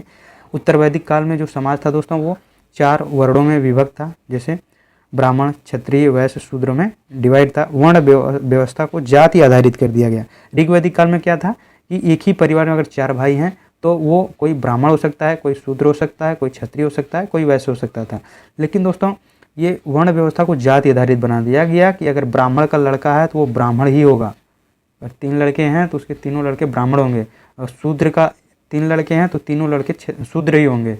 मतलब इसको जाति आधारित बना दिया गया, ठीक है। और व्यवसाय को आनुवंशिक बना दिया गया। जो ब्राह्मण ना, जो वेद पढ़ते थे, शिक्षा ग्रहण करते थे, यज्ञ करते थे और क्षत्रिय लोगों की सुरक्षा करते थे, तो इसको क्षत्रिय का लड़का क्षत्रिय मतलब लोगों को सुरक्षा करेगा, ब्राह्मण का लड़का मतलब सुरक्षा करेगा, मतलब ये वेद पढ़ेगा, ज्ञान अर्जित करेगा, ये सब काम यहाँ पे कर दिया गया। वैश्य का लड़का जो है वो व्यापार करेगा, पशुपालन, कृषि करेगा। शूद्र इसका लड़का जीवन भर वो लोगों का, तीनों वर्णों का जो है कि वो सुरक्षा कर, मतलब उसकी सेवा करेगा। या अब ये जाति आधारित कर दिया गया, यहीं से वो काली रात स्टार्ट होती है विभाजन का, हिंदू धर्म का जो ना सबसे कलंक करके है ना, तो यहीं से स्टार्ट होता है कि लोगों को कुछ ये ना, ये ब्राह्मण जो व्यवस्था बनाई गई ना, इसमें कुछ लोगों को सबसे ऊंचा बना दिया गया कि ये जन पे आधारित पे हमेशा से सबसे अच्छे रहेंगे, और उसके नीचे क्षत्रिय रहेंगे, और इसके बाद ये वैश्य और शूद्र रहेंगे। मतलब इन लोगों की स्थिति ना, शूद्रों की स्थिति सबसे खराब स्थिति इसी समय बनाई गई कि इस टाइप के नियम बनाए गए हैं कि ये इन लोगों से ना, इनकी मानसिकता एकदम ख़त्म कर दी गई कि आप जीवन भर यही करोगे। और दोस्त आज से 3500 साल पहले की ये घटनाएं हैं, और उनकी मानसिकता पे इस तरह से पड़े हैं कि देश की स्वतंत्रता के बाद भी उनकी मानसिकता वैसी ही बनी रही, और आज भी हम अपने कहीं कहीं समाज में इसे देखते हैं, लेकिन अधिकतर अभी सब खत्म हो गया है। और ये आज भी शूद्र जो हैं बड़े बड़े पदों पे आसीन हैं ना, देख सकते हैं मायावती देश पे उत्तर प्रदेश की मुख्यमंत्री रही हैं ना, महिलाएं देश की बात करें इंदिरा गांधी की देश की प्रधानमंत्री रही हैं। तो अब ये सब चीज़ें ख़त्म हो चुकी हैं, बट अभी भी इसकी जड़ें कहीं कहीं हैं, इस चीज़ को ख़त्म करना है। और हिंदू धर्म का जो हमारा हिंदू समाज है उसको मिलजुल कर एक होना है दोस्त, ठीक है। चाहे वो ब्राह्मण हों, क्षत्रिय हों, वैश्य हों, ये मिलजुल कर रहे हैं, शादी विवाह करें, आपस में खान पीना करें। अगर यार हम लोग पढ़ रहे हैं ना, सब लोग जानते हैं कि सब लोग समान हैं, लेकिन सब लोग भेदभाव करते हैं ना, सब लोग भेदभाव करते हैं, सब लोग जानते हैं कि समान है, सब जानते हैं, लेकिन करते हैं सब लोग वही, इसका विरोध भी करेंगे। लेकिन ये कहाँ तक तार्किकता है दोस्त? इससे हमारा हिंदू समाज कमज़ोर होता है ना, इससे हमारा भारत कमज़ोर होता है ना। दुनिया में जो है ना, हमारा भारत मजबूत कब होगा? जब हम लोग समान होंगे, किसी टाइप का भेदभाव नहीं रहेगा, तो हम ज़्यादा मजबूत बनेंगे, ज़्यादा विकसित बनेंगे, ठीक है।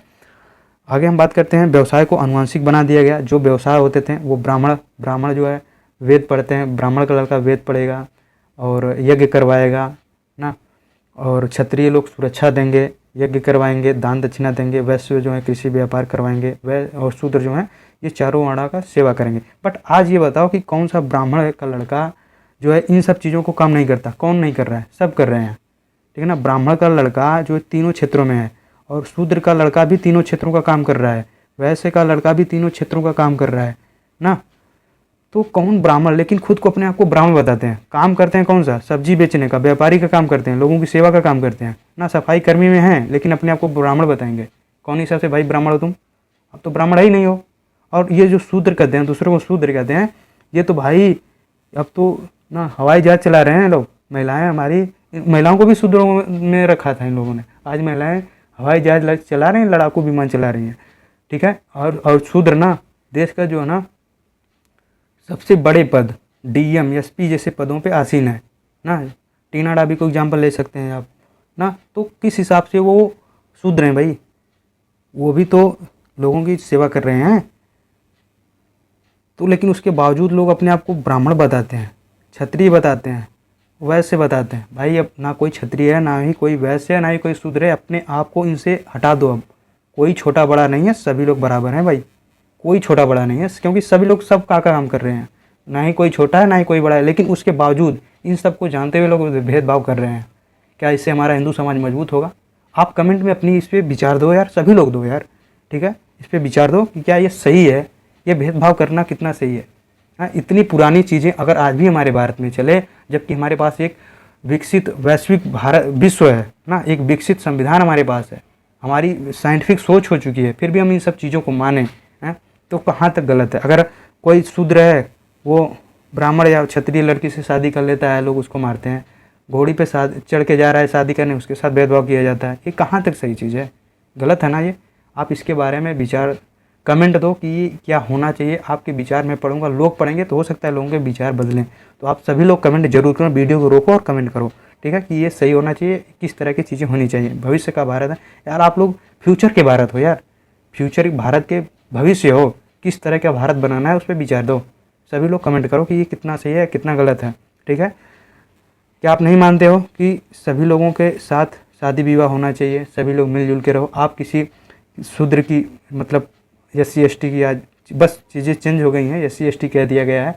अगर आप क्षत्रिय हो, ब्राह्मण हो, अगर SC ST की लड़की पसंद है, उससे शादी कर लो यार। विचार मिल रहे हैं, वो भी पढ़े लिखे हैं, हम भी पढ़े लिखे हैं, साथ में नौकरी कर रहे हैं, तो करने में क्या बात है? अगर आप शूद्र हो, अगर ब्राह्मण क्षत्रिय लड़की है या वैसे की कोई लड़की पसंद है, शादी कर लो यार ना, इसमें गलत क्या है? बट हमारा समाज अभी इसको स्वीकार नहीं करता है। हमारा संविधान, हमारा कोर्ट इस चीज़ को मान्यता देता है। बट अभी भी हमारे समाज में बहुत सारे लोग हैं जो इस चीज़ को एक्सेप्ट कर रहे हैं, बट कुछ लोग एक्सेप्ट नहीं कर रहे हैं। ये त्याग आपको करना पड़ेगा, कुछ ना कुछ चीज़ें आपको सहन करनी पड़ेगी, ताकि आपका जो फ्यूचर है ना, आपके आने वाले जो पीढ़ियाँ हैं ना, वो अच्छे से काम कर सके। आपको बदलाव लाना पड़ेगा, हमारी आने वाली पीढ़ियाँ समान व्यवहार कर सके, हमारा एक हिंदू समाज जो है मजबूत बने, इसके लिए आपको कदम उठाने पड़ेंगे। तो हम आगे चलते हैं दोस्तों। आप ज़रूर कमेंट में अपने विचार जरूर दें। शूद्रों की बात करें दोस्तों, शूद्रों को चांडाल कह देते हैं। किसमें कहा गया है? मनुस्मृति में साफ साफ शब्दों में कहा गया है कि इन्हें चांडाल, शूद्रों को चांडाल कहा गया है। और मनुस्मृति में शूद्रों को के लिए काम डिसाइड किया गया है कि अलग अलग इनके लिए काम डिसाइड किया गया। कुछ इसके बाद ग्रंथ लिखे गए हैं ना दोस्तों, बहुत घटिया ग्रंथ लिखे गए हैं। ठीक है, हम देखते हैं आगे कि मनुस्मृति में ये शूद्रों के लिए कौन कौन से काम निर्धारित किए गए। गाँव के बाहर रहना होता था इनको, फेंके हुए बर्तनों का इस्तेमाल करते थे, जो फेंक दिए गए थे बर्तन उनका इस्तेमाल करते थे। मरे हुए लोगों का वस्त्र और लोहे के आभूषण पहनते थे। सोचो यार कि मर जाते थे लोग, उनका वस्त्र फेंक दिया जाता था, और लोहे का आभूषण कौन पहनता है दोस्त। लेकिन ये लोग, इनको ये ऐसी स्थिति बना दी गई थी कि मजबूर थे ऐसी चीज़ों करने के लिए। रात्रि में गाँव या शहरों में प्रवेश नहीं कर सकते थे। ठीक है, रात्रि में नहीं कर सकते थे। सुबह में जाते थे तो अपने साथ वो बाजा वाजा लेके जाते थे कि ताकि हमसे कोई सभी लोग जाने कि हम अछूत हैं, शूद्र हैं, हमसे बच सकें। तो दिन में अलाउ था, लेकिन रात में अलाउ नहीं था। यार इनकी साफ़ सफाई कौन करता था? घरों की साफ़ सफाई उस महिलाएं करती थी। उस घरों की ना, बड़े बड़े जो ब्राह्मण क्षत्रिय थे ना, इनके घरों की साफ़ सफाई, रोड की साफ़ सफाई और जो सार्वजनिक प्लेस था तो वो शूद्र करते थे। लेकिन उनके घरों के अंदर तो इनके जाने का अलाउ नहीं था, लेकिन घर के अंदर का सारा काम महिलाएं करती थी। साफ़ सफाई, खाना पीना, मतलब सारी देखभाल वो महिलाएं करती थी। ठीक है, उनको भी शूद्रों का दर्जा दिया गया था, शूद्रों को समान माना गया था। ये कहाँ तक सही है दोस्त? आगे बात करें तो ये शवों की अंत्येष्टि इनका काम था। मृत पशुओं को हटाने का काम शूद्रों का होता था। सड़क पर चलते हुए करताल बजाकर अपनी होनी की सूचना दिया जाता था कि ताकि आपके लोग परछाई से बच सकें, लोग दूषित ना हो सकें, अपवित्र ना हो सकें। लोग पवित्र जो थे ना, वो इस टाइप की चीज़ें उनके साथ ना हो, ऐसी चीज़ें उस समय थी। ठीक है, मतलब परछाई से कौन अपवित्र होता है? ये पवित्र क्या है यार? सभी लोग, सबका अगर बायोलॉजी के हिसाब से देखें, आज साइंटिफिक प्रूफ है कि सारे लोग, चाहे किसी भी धर्म को, चाहे किसी भी जाति को मानने वाले हैं, उनकी स्ट्रक्चर समान है ना। आंखें समान है, माइंड समान है ना, माइंड का स्ट्रक्चर समान है। सबके अंदर में पेट है, पेट में ना वो हार्ट है, फेफड़े हैं, अमाशय है, स्टमक है, छोटी याद, बड़ी याद, पैर है, हड्डियाँ हैं, सब कुछ चीज़ें वही हैं, सेम है। बस बाहर से ना लोग उसे दर्जा दे दिए हैं कि शूद्र हो। सारे भेदभाव दोस्त बाहर होते हैं, अंदर सब समान है। सारे भेदभाव बाहर होते हैं। ठीक है, तो ये ऐसा होना चाहिए। ये क्या सही है? इस तरह के भेदभाव होना चाहिए। अभी अब तो मान लो ख़त्म हो गया। ये उस समय की चीज़ें, किस समय के बारे में पढ़ रहे हैं? आज से 3500 साल पहले के बारे में पढ़ रहे हैं। हालांकि ये चीज़ें काफ़ी कई सौ साल तक चली थी ना, कई सौ साल तक चली। यहाँ इवन आज़ादी के बाद भी चली थी, उसके पहले भी चलती थी। उस समय तो सबसे पीक पे था, लेकिन आज़ादी के बाद धीरे धीरे कम हो गया। लेकिन अभी भी इसकी कहीं ना कहीं भनक हमें सुनाई देती है। क्या ये सही है? सही तो नहीं है ना दोस्त? इसके बारे में कमेंट में ज़रूर बताएं। इस तरह से मनुस्मृति में शूद्रों और चांडालों की कर्तव्य को सूची बनाई गई। इसीलिए भीमराव अम्बेडकर ने इस मनुस्मृति को जलाया था सार्वजनिक प्लेस पे। ठीक है ना, शूद्रों को जो ये SC ST जो हमारे भाई हैं, उनको ये सब चीज़ों की जानकारी होनी चाहिए कि क्यों जलाया गया, हमारे लिए लोगों ने कितना काम किया है। जो ये नीचे की स्थिति थी, हमारी महिलाओं को, हमारी ना SC ST जो भाई हैं, उनको ये समझना चाहिए कि हमारे लिए लोगों ने कितना त्याग किया है, हमारी कैसी स्थिति थी, हमें कितना मेहनत और किस दिशा में मेहनत करना है। ठीक है, जब अपने इतिहास, अपनी जड़ों को जानेंगे ना, तो और आप मजबूत बनेंगे। आपको जानना जरूरी है। हम आगे चलते हैं। अगली जो विशेषताएं हैं, जो स्त्रियों की, जो ऋग्वैदिक काल की जो विशेषता है, सामाजिक विशेषता, स्त्रियों की दशा में गिरावट आई। जैसे पुरुषों से अधीनस्थ बना दिया गया, पुरुषों के अधीन बना दिया गया उस समय। और मतलब अधीन, आप उनके बराबर नहीं हो, इनसे नीचे ही रहोगे ना। लेकिन आज तो ऐसा नहीं है दोस्त, कि आज तो लोग बराबरी का दर्जा देते हैं लोग ना। पहले भेदभाव लोग करते थे, आज भी गांव में थोड़ा बहुत कहीं कहीं भेदभाव मिलता है, बट अब ज़्यादातर चीज़ें ना एकदम नॉर्मल सा हो गया कि सब लोग समान मानते हैं ना। साथ में व्रत रहते हैं, साथ में नौकरी कर रहे हैं ना, कि अब सारी चीज़ें क्या हो गई हैं, समानता की तरफ बढ़ गई हैं। शिक्षा, संपत्ति, राजनीति से वंचित कर दिया गया, इन सब चीज़ों से वंचित कर दिया। बट अब ऐसी चीज़ें नहीं हैं, ये पहले होती थी, अब ये सब चीज़ें नहीं होती हैं। लोगों जो है कि बच्चों को पढ़ा रहे हैं, आप देखेंगे कि बच्चियाँ को कम पढ़ाते हैं। ये सही है, आज भी बच्चियों को लोग कम पढ़ाते हैं। भेदभाव करते हैं, लेकिन जितनी बच्चियाँ जितनी महिलाएं पढ़ रही हैं ना उनकी परसेंटेज कम है, लेकिन सिलेक्शन रेशियो पुरुषों से ज़्यादा है। पुरुष ज़्यादा पढ़ रहे हैं लेकिन उनका सिलेक्शन रेशियो कम है। इस चीज़ को मानते हो कि नहीं आप, कि जितनी महिलाएं पढ़ रही हैं उनका सिलेक्शन रेशियो ज़्यादा है, वो ज़्यादा रिजल्ट ला रही हैं, क्योंकि उनको मालूम है कि हम नहीं पढ़ेंगे तो हमारी शादी हो जाएगी और हमें बच्चों का देखभाल करना पड़ेगा, बर्तन धोना पड़ेगा, है ना, वही हमेशा ना पुरुषों का अधीन रहना पड़ेगा, चाहे पैसे के लिए चाहे किसी चीज़ के लिए, उनसे सारी अनुमति लेनी पड़ेगी। तो इसलिए वो अपने सम्मान के लिए, अपनी रिस्पेक्ट के लिए वो पढ़ रही हैं, और आपको भी पढ़ना है। जो भी हमारी बहनें, हमारी माताएं ये सब चीज़ों वीडियो देख रही हैं, उन्हें अपने इन सब चीज़ों के बारे में मालूम होना चाहिए। हमारी बहनें जम के पढ़ाई करें, मेहनत करें, और अपने जो अंदर है ना स्किल, जो सबके अंदर समान है, आपके भी अंदर है, उस स्किल को पहचानो और उसको जगह दो ना, उसको आने दो, उस पर काम करो, ठीक है ना। और राजनीति से भी इनसे वंचित कर दिया गया, लेकिन अब देखो हमारी ना प्रधानमंत्री जी ने ऐसा नियम बनाया है, अभी लोकसभा में और विधानसभा में 33% का आरक्षण दिया गया इनको, अब दिया गया। कितनी पहले की बात है दोस्त कि अब उन्हें ये स्थान दिया गया, ये बहुत पहले दे देना चाहिए था, लेकिन अब दिया गया, फिलहाल दिया तो गया, ठीक है। हालांकि उनको स्थानीय स्तर पर जो चुनाव होते हैं उन्हें 33% आरक्षण बहुत पहले दे दिया गया, लेकिन अब इन्हें 33% आरक्षण मिला है, तो बहुत ही अच्छी बात है। और यहाँ अगला पॉइंट देखें तो दोस्तों, ये स्त्रियों को शूद्रों के समान माना गया था, ठीक है।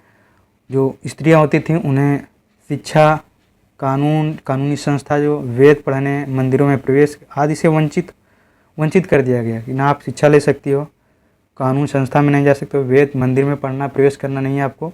अभी आपने सबरीमाला का केस देखा होगा, उसमें महिलाओं को वंचित कर दिया। भाई कितनी दिन से उसमें जाती ही नहीं थी लोग, बहुत सारे मंदिरों में सब चीज़ें होती थी, लेकिन सरकार ने वहाँ पे हस्तक्षेप किया और महिलाओं को वहाँ पे जाने की अनुमति मिली। वेद नहीं पढ़ने दिया जाता था, शिक्षा नहीं मिलती थी। सोचो यार कि उस समय, अगर आज भी अगर थोड़ी सी बैक फेज में जाएँ, अगर आपकी स्थिति उस समय की होती कि आप 2 भाई बहन हो, 2 बहनें हैं, 2 भाई हो, 2 भाई पढ़ने जा रहे हो, तुम्हारी 2 बहनें इसलिए नहीं पढ़ती हैं क्योंकि वो स्त्री हैं, ये कितनी ख़राब चीज़ें हैं। उनके मन में, उनके माइंड पे क्या प्रभाव पड़ता होगा कि हम स्त्री हैं इसलिए हम नहीं पढ़ सकते। उनकी इच्छा रहते हुए भी वो नहीं पढ़ सकती थी। ज़रा सोचो, एक बार कल्पना करो कि ऐसी स्थिति अगर आज होती तो कितनी बुरी स्थिति थी। आज भी कहीं ना कहीं सब चीज़ों को ना, कि महिलाओं को ना कम पढ़ाया लिखाया जाता है पुरुषों के अपेक्षा, है ना। ये सब चीज़ें बड़ी ख़राब चीज़ें हैं ना। एक चीज़ और है जो महिलाओं को कमज़ोर करती है, दहेज प्रथा है। दहेज प्रथा, लोग ना क्या सोचते हैं कि इनको अंततः पढ़ा लिखा देंगे तो दूसरे घर के जाके कमाएंगे, खाएं, है ना, जितनी कमाई होगी वो दूसरे घर में लगेंगे, मुझे तो कुछ मिलने वाला है नहीं, इसलिए उनको कम पढ़ाते हैं। और उनको जो दहेज वाला पैसा है उनको पढ़ाई में लगाना हो। अगर दहेज प्रथा नहीं होती तो शायद वो पढ़ाई में इनके लगाते हैं, लेकिन वो दहेज देने के लिए उनकी शिक्षा बंद कर देते हैं और उनका दहेज इकट्ठा करते हैं, कहीं ना कहीं से कुछ पैसे इकट्ठा हों। तो इन सब चीज़ों को यार, पढ़ रहे हो ना, आप पढ़ रहे हो, हम पढ़ रहे हैं, सभी लोग पढ़े लिखे हैं, अगर इन सब चीज़ों को करेंगे तो ये सब कहाँ तक पढ़ाई का क्या मतलब है दोस्त ना। ये सब चीज़ें गलत हैं, इन सब चीज़ों को हमारे हिंदू समाज से दूर करने की ज़रूरत है। इनकी सामाजिक दशा में गिरावट आती है। इन सब चीज़ों से जब वंचित कर दिया गया तो स्त्री और शूद्र दोनों की सामाजिक दशा में गिरावट आती है। और आज भी स्थिति दिखाई देती है कि हमारे जो कानून बनाने वाली संस्थाएं हैं उसमें महिलाओं की आज भी जो ना 50% है, लेकिन हमारे समाज में 50% महिलाएं हैं, लेकिन वहाँ पे इनकी संख्या बहुत कम है जनसंख्या के अनुपात में। ये बराबरी के आसपास होना चाहिए और इस पे हमारी सरकार काम भी कर रही है, बहुत ही अच्छे है, तारीफ़ के पात्र है। दोस्तों, ये जो नियम बनाए गए ना, लोगों को डिवाइड कर दो, जात के आधार पर बांट दो, इसके लिए ब्राह्मण जो प्रथा थी ना, उसमें 3 नीतियाँ बनाई इसको पालन करवाने के लिए। 3 नियम बनाए गए थे कि वर्ण व्यवस्था की उत्पत्ति एक दैवीय व्यवस्था है। ऐसा उन्होंने कहा लोगों के बीच में कि ये जो व्यवस्था है ना वर्ण विभाजन का, जाति आधारित का, ये दैवीय व्यवस्था है, ये ईश्वर ने बनाया है। शासकों का उपदेश देकर इस व्यवस्था को अपने राज्यों में लागू करवाना, ये इनकी नीति होती थी कि ये जो व्यवस्था हमने बनाया है इसको अपने राज्य में लागू करो। शासक को उपदेश देते थे, राजाओं को उपदेश देते थे कि अपने राज्य में से लागू कराओ। और राजा सारे काम देखेंगे तो वो पुरोहितों से पूछ के करवाते थे ना। आप रामायण में देख सकते हैं, वशिष्ठ जी से राम और दशरथ जी सारे काम उनसे पहले पूछ के करवाते थे कि करवाना चाहिए ना गुरुदेव या महादेव महाराज जी, तो वो बताते थे। लेकिन वो राम राज्य था, लेकिन ये राम राज्य नहीं था दोस्त। जो बाद में राम जो ना ये सब व्यवस्थाएं हुई, पुरोहितों ने व्यवस्था बनाया था, तो ये बहुत ही घटिया व्यवस्था थी, सामाजिक व्यवस्था विशेषतः, और लोगों को विश्वास दिलाना कि उनकी प्रतिष्ठा जन्म पर आधारित है, उनके मन में बार बार ठूस हो कि ये जो व्यवस्था है ना, उनकी प्रतिष्ठा ना, ये जन्म पर आधारित है। महिलाओं को बताना कि तुम यार जन्म से देखो बड़ी कमज़ोर सी हो, है ना, तुम्हारे प्रजनन की क्षमता है, ये सब सारी चीज़ें ना तुम्हें कमज़ोर कर देती है, तुम्हारे पास शक्तियाँ कम हैं, इसलिए तुम इस सब चीज़ें नहीं कर सकती हो। ये चीज़ें सिर्फ हम लोग कर सकते हैं। ये ब्राह्मण कर सकता है, क्षत्रिय कर सकता है, वैश्य कर सकता है, शूद्र सिर्फ और सिर्फ सेवा कर सकता है, इसके अलावा कुछ नहीं कर सकता। ये सब चीज़ें उनके मन में ज़बरदस्ती ठूसा गया। जर्मनी में एक यहूदी जनसंहार हुआ था, उसके बारे में हम जानते हैं कि वहाँ पे जो वहाँ वो था हिटलर, उसने एक नीति अपनाई थी कि झूठ अगर कोई चीज़ है ना, उसको 1000 बार सत्य बोलोगे तो वो सत्य हो जाएगा। कोई झूठ है ना, उसको 1000 बार सत्य बोलोगे तो वो, है ना, 1000 बार सत्य बोलोगे वो झूठ भी सत्य हो जाएगा। तो उसको लोग मानने लगे थे ना, उनको यहूदियों को, मतलब कितने बड़े पे जनसंहार हुआ था। इसी टाइप का चीज़ें यहाँ पे अपनाई गई ना। हालांकि ये चीज़ें बहुत पुरानी है, वो सब चीज़ें ना, इसी तरह की चीज़ें वहाँ पे अपनाई गई कि ये सब लोगों को बार बार झूठ बोलो तो ये लोग मान जाएंगे इस चीज़ को। और लोग मान गए, उनकी मानसिकता वैसी बन गई कि हम रियल में हम कमज़ोर हैं यार, हमें यही काम करना है, लोगों की सेवा ही करनी है ना, हमें व्यापार करना है, हमें सिर्फ लड़ाइयाँ करनी है। ये सब चीज़ें उनके अंदर बार बार ठूसी गई और उन लोगों वैसा पेशा लोग अपना लिए हैं। आगे देखेंगे तो अगली विशेषता, ये 3 नीतियाँ इन्होंने पालन करने के लिए, इस ना वर्ण व्यवस्था, जाति व्यवस्था को लागू करवाने के लिए 3 नीतियाँ अपनाई थी इन लोगों ने। तो आगे हम देखते हैं कि षड दर्शन, अगली जो विशेषता है ऋग उत्तरवैदिक काल की, वो षड दर्शन का विकास होना, ये विशेषता है इनकी। षड दर्शन जो हमने ऊपर देखा ना अभी, दर्शन विचारधारा, अभी हम नीचे उसके बारे में देखेंगे, जिसमें यहाँ पे इसकी बुराई की गई है, इसका विरोध किया गया है। और आगे हम देखते हैं इसकी विशेषता में, वेदों में 4 पुरुषार्थ, जीवन के 4 लक्ष्य बताए गए हैं। धर्म है, अर्थ है, काम, मोक्ष। धर्म में नैतिक मूल्य के बारे में आप सीखो, अच्छे कर्म करो, ऐसा कोई कर्म मत करो कि किसी को दुख पहुँचे ना। ये नीतियाँ बनाई गई थी उस समय ना, वेदों में ये नीतियाँ बनाई गई थी, लेकिन यही नीतियाँ इनके ऊपर लागू नहीं होता था। ये सिर्फ ब्राह्मण और क्षत्रियों पे लागू होता था, वैश्य कुछ हद तक वैश्यों पे भी लागू होता था ना, कि ऐसा कोई कार्य मत करो कि किसी को बुरा लगे या कोई दुखित हो। तो शूद्र नहीं दुखित होते थे ना, लेकिन ये उनके ऊपर लागू नहीं था। अर्थ जो होता, अर्थ मतलब समृद्धि, जीवन के लिए जीवन जीना है तो कुछ ना कुछ कर्म करना पड़ेगा तभी पेट भरेगा। तो इस समृद्धि के अर्थ का मतलब समृद्धि से यहाँ पे जोड़ा जा सकता है। काम मतलब खुशी, प्रेम, खाना पीना, रहना, मतलब इस टाइप की चीज़ें काम के अंतर्गत आती हैं। मोक्ष मतलब जीवन और मरण से मुक्ति ना, मुक्ति के बारे में कुछ आध्यात्मिक चीज़ें सीखो, आध्यात्मिक वैल्यू सीखो, इसके बारे में यहाँ पे बताया गया है। एक गांधी जी का कोट है, देख लेते हैं। स्वतंत्रता एक जन्म की भांति है, स्वतंत्रता एक जन्म की भांति है, जब तक हम पूर्णतः स्वतंत्र नहीं हो जाते तब तक हम परतंत्र ही रहेंगे ना। एक बच्चे का जन्म होता है तो वो स्वतंत्र नहीं होता है, वो अपने माँ बाप के नीचे ही रहता है, ठीक है, और उसके घर में जो बड़े रहते हैं उससे नीचे ही रहता है। और वो बड़ा भी होता है ना, तब भी उनके ऊपर हमेशा उसका प्रभाव रहता है, इफेक्ट रहता है ना। इवन काफ़ी बड़ा हो जाता है, जब 25-26 साल का हो जाता है, फिर भी माँ बाप का उसके ऊपर वो प्रेशर रहता है, अपने ताऊ दादा का भी प्रेशर रहता है। लेकिन वो स्वतंत्र तभी हो सकता है जब इनका प्रेशर हट जाए, इनसे फ्री हो जाए ना, समाज का प्रेशर या नियम कानून ना।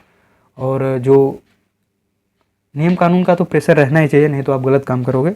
इसलिए मतलब जो ना, आप स्वतंत्र तभी हो सकते हो जब हर चीज़ से फ्री हो, किसी टाइप का दबाव ना रहे, फैमिली प्रेशर या कोई मतलब किसी टाइप का प्रेशर ना रहे, तभी आप स्वतंत्र हो। रियल स्वतंत्र तभी हो ना, चाहे वो हमारा सामाजिक प्रेशर हो, सामाजिक प्रथाएं हो ना, आप नहीं मानना चाह रहे हो फिर भी आपके ऊपर लादी जा रही है, तो ये सब आप स्वतंत्र नहीं हो फिर, ठीक है। स्वतंत्र तभी हो सकते हो जब सारी चीज़ों से आप पूरी तरह से स्वतंत्र हो, मतलब आपके ऊपर किसी टाइप का कोई प्रेशर नहीं है, किसी चीज़ को मानो या ना मानो वो आपके ऊपर है, ठीक है, तभी आप स्वतंत्र हो सकते हो। हम आगे चलते हैं। लेकिन एक चीज़ कहेंगे यार, तो हमारा अपना हिंदू धर्म बहुत ना परिवर्तित, मतलब बहुत ही मॉडर्न चीज़ को अपनाने में बहुत तेज है ना। हम कई सारी चीज़ों को त्याग दिए हैं ना, सती प्रथा, मतलब इन सब चीज़ों को, पर्दा प्रथा, बाल विवाह, इन सब चीज़ों को हमने बहुत तेज़ी से त्यागा है ना। और बहुत कई सारी चीज़ों को हमने बहुत तेज़ी से अपने समाज में एक्सेप्ट किया है ना। यहाँ तक कि जो समलिंग विवाह है ना, और सहमति से विवाह कर सकते हो आप, आस्था में आप जिसमें आस्था रखना चाहते हो रखो ना। इन सब चीज़ों को बहुत ही तेज़ी से एक्सेप्ट किया है, बहुत ही अच्छा है, रियलिस्टिक। बट ये सब कुछ चीज़ें, बुराइयाँ कहें तो कुछ कुरीतियों को दूर कर दें तो हमारा हिंदू धर्म बहुत ही अच्छा है यार। आगे चलें तो अगला पॉइंट है 8 नंबर। इस काल में दोस्तों मनुष्यों के जीवन 4 आश्रमों में बांटा गया। 4 आश्रम बांटा गया, ब्रह्मचर्य, गृहस्थ, वानप्रस्थ, संन्यास। ठीक है, तो ब्रह्मचर्य में क्या होता है कि लोग मतलब घर परिवार छोड़ करके लोग ना ऋषियों के माध्यम से लोग ऋषि मुनि के यहाँ जाके शिक्षा ग्रहण करते थे। जैसे आपने रामायण में देखा होगा, राम जी ने छोटे थे तभी अपने घर को त्याग दिया गया था, जब बड़े हो गए थे तब अपने घर पे आए थे। तो ये चीज़ें ब्रह्मचर्य के अंतर्गत आती हैं। गृहस्थ में क्या होता है, आप शादी विवाह करके आप वैवाहिक जीवन उत्पन्न बिताते हो, बच्चे पैदा होते हैं, अपने वंश को बढ़ाते हो, सारी सुख सुविधाओं का आप इंजॉय करते हो। ठीक है, और वानप्रस्थ में क्या होता है, अब आप ना कुछ आध्यात्मिक चीज़ों को सीखते हो, ईश्वर के बारे में उस दिशा में आगे बढ़ते हो, वो वानप्रस्थ के अंतर्गत आता है।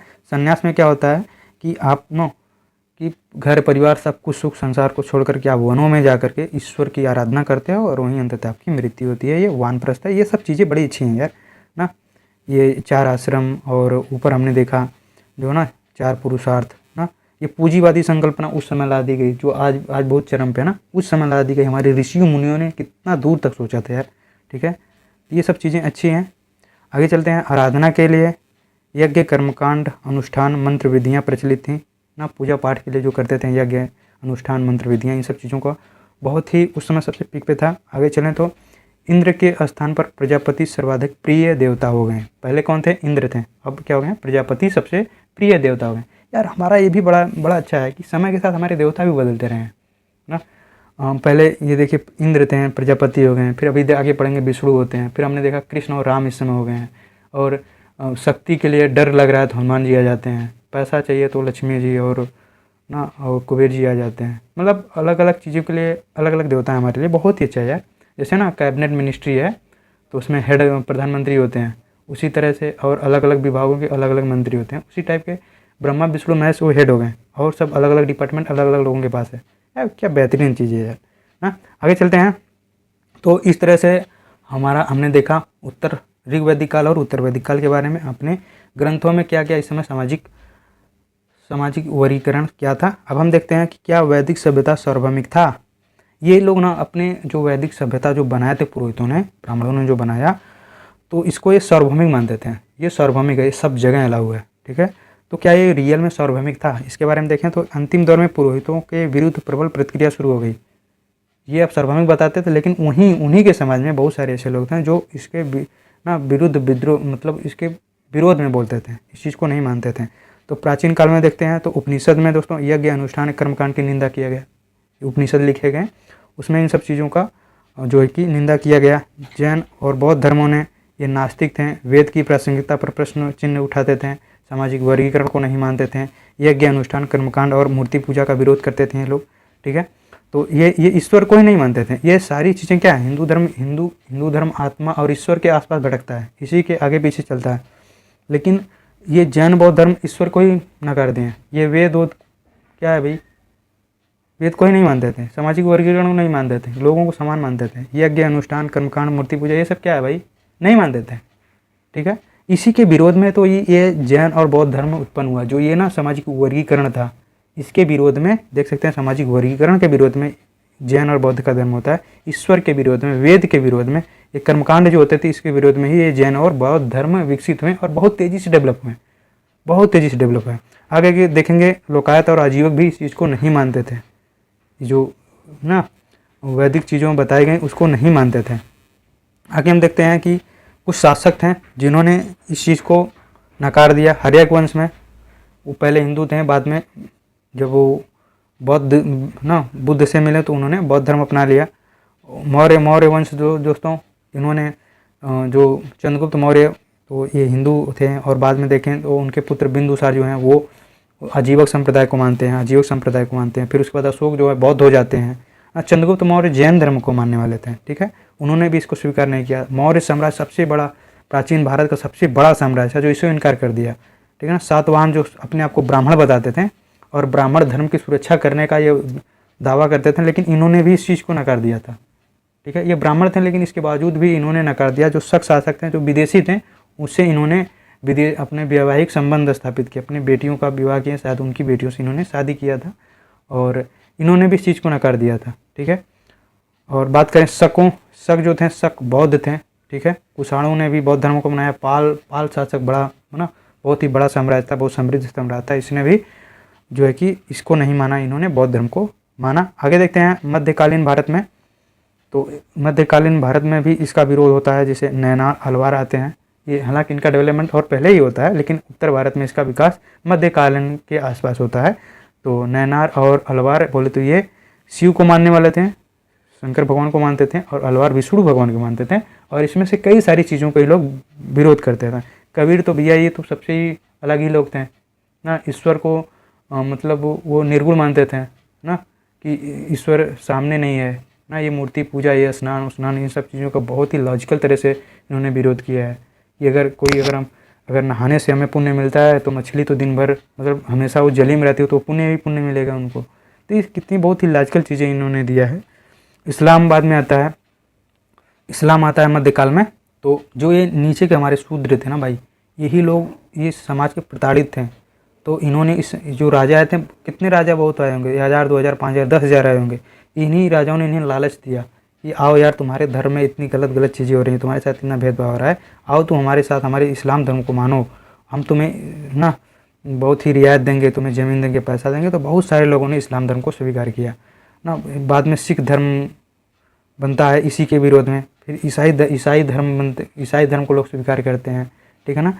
तो इन सब बुराइयों की वजह से हमारे हिंदू में हमेशा से विभाजन हुआ है, ठीक है। तो इन सब चीज़ों को दूर करना होगा। आज भी हम लोग बहुत भेदभाव करते हैं, तो इन सब चीज़ों को ख़त्म करना होगा, तभी हमारा हिंदू धर्म ना मजबूत बनेगा, स्ट्रांग बनेगा, तो हमारा भारत विकसित होगा। दोस्त, आधुनिक भारत में बात करें तो आधुनिक भारत में इन सब चीज़ों का कैसे विरोध हुआ है, तो कई सारी संस्थाएं बनी, जैसे ब्रह्म समाज, राजा राम मोहन राय ने इसका जम के विरोध किया है, ठीक है।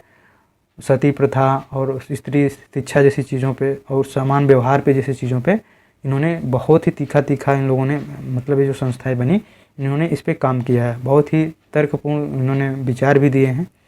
प्रार्थना समाज, ठीक है। आर्य समाज, दयानंद सरस्वती ने वेदों की तरफ लौटो इन्होंने ये कहा है। तो वेदों की तरफ मतलब ऋग्वेद की तरफ इन्होंने जाने का इशारा किया है, ठीक है।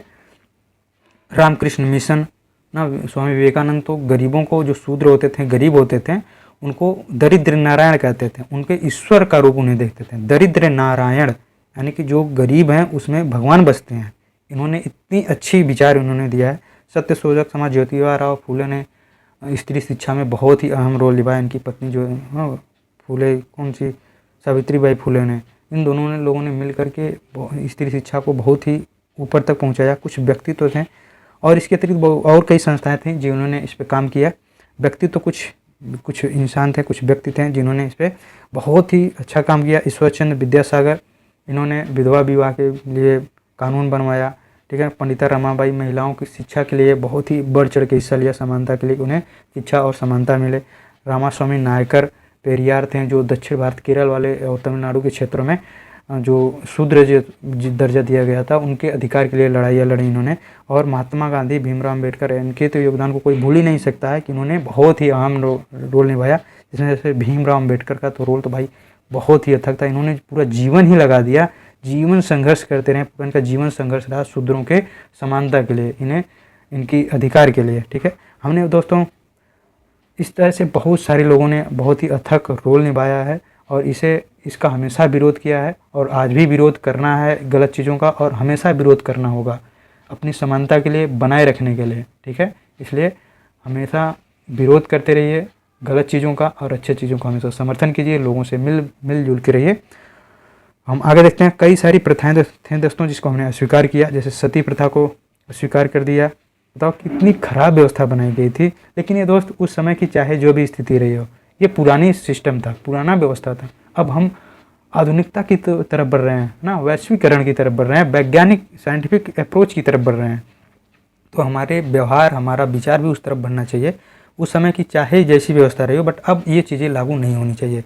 नर बलि था, मनुष्यों को बलि दी जाती थी, दास प्रथा था, बाल विवाह, इन सब चीज़ों का हमने अंत कर दिया गया है। महिला असमानता ना, अस्पृश्यता, इन सब चीज़ों को हमने त्याग दिया है। लेकिन अभी भी दोस्तों बाल विवाह, महिला असमानता, अस्पृश्यता, ये सब चीज़ें अभी भी कहीं कहीं चीज़ें दिखती हैं।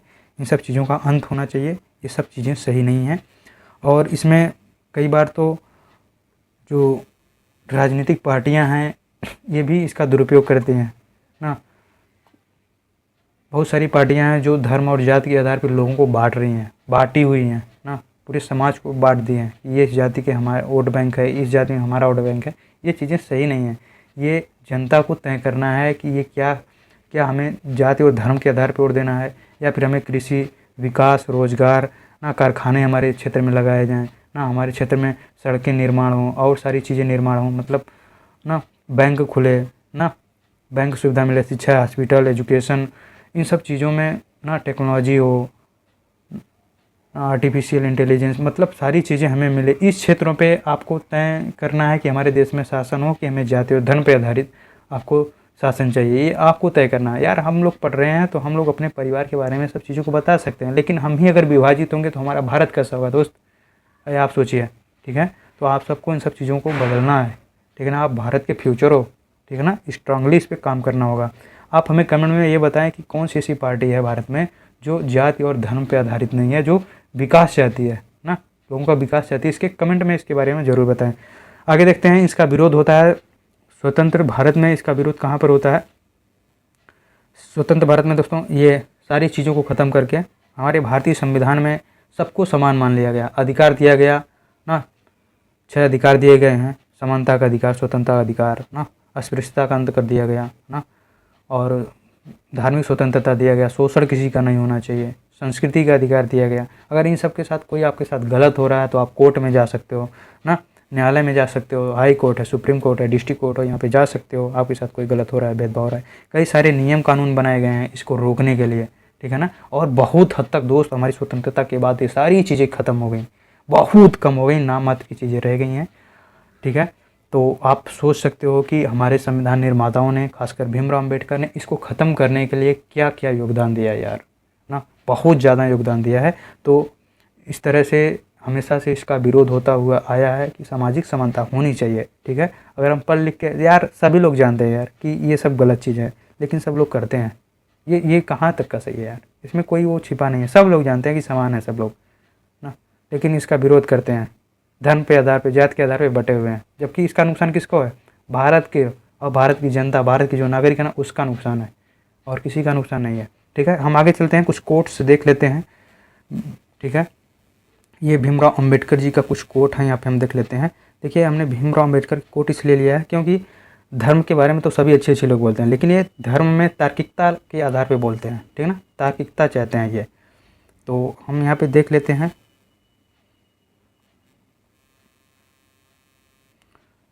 ये धर्म मनुष्य के लिए है, देखो धर्म मनुष्य के लिए है, ना कि मनुष्य धर्म के लिए है। भाई ये धर्म जो बनाए गए हैं ना, ये मनुष्य के लिए बनाए गए हैं, ना कि भैया धर्म बना दिया गया फिर उसके बाद मनुष्य बनाए गए हैं, धर्म के लिए मनुष्य बनाए गए हैं। नहीं, ऐसा नहीं है। सारे धर्म दोस्तों ये मनुष्य के लिए बनाए गए हैं, इसलिए मानवता सबसे ऊपर होनी चाहिए। सारे धर्म अगर मानवता को ऊपर रखेंगे ना, तो ना ही कहीं दंगा होगा, ना ही कहीं संप्रदायवाद पे विभाजन होगा ना। जब लोग अपनी जाति, अपने धर्म को मानवता से ऊपर रखते हैं ना, तभी दंगे फसाद होते हैं, ठीक है ना। तो धर्म जो है ना, ये मनुष्य के लिए बनाया गया है, ठीक है ना।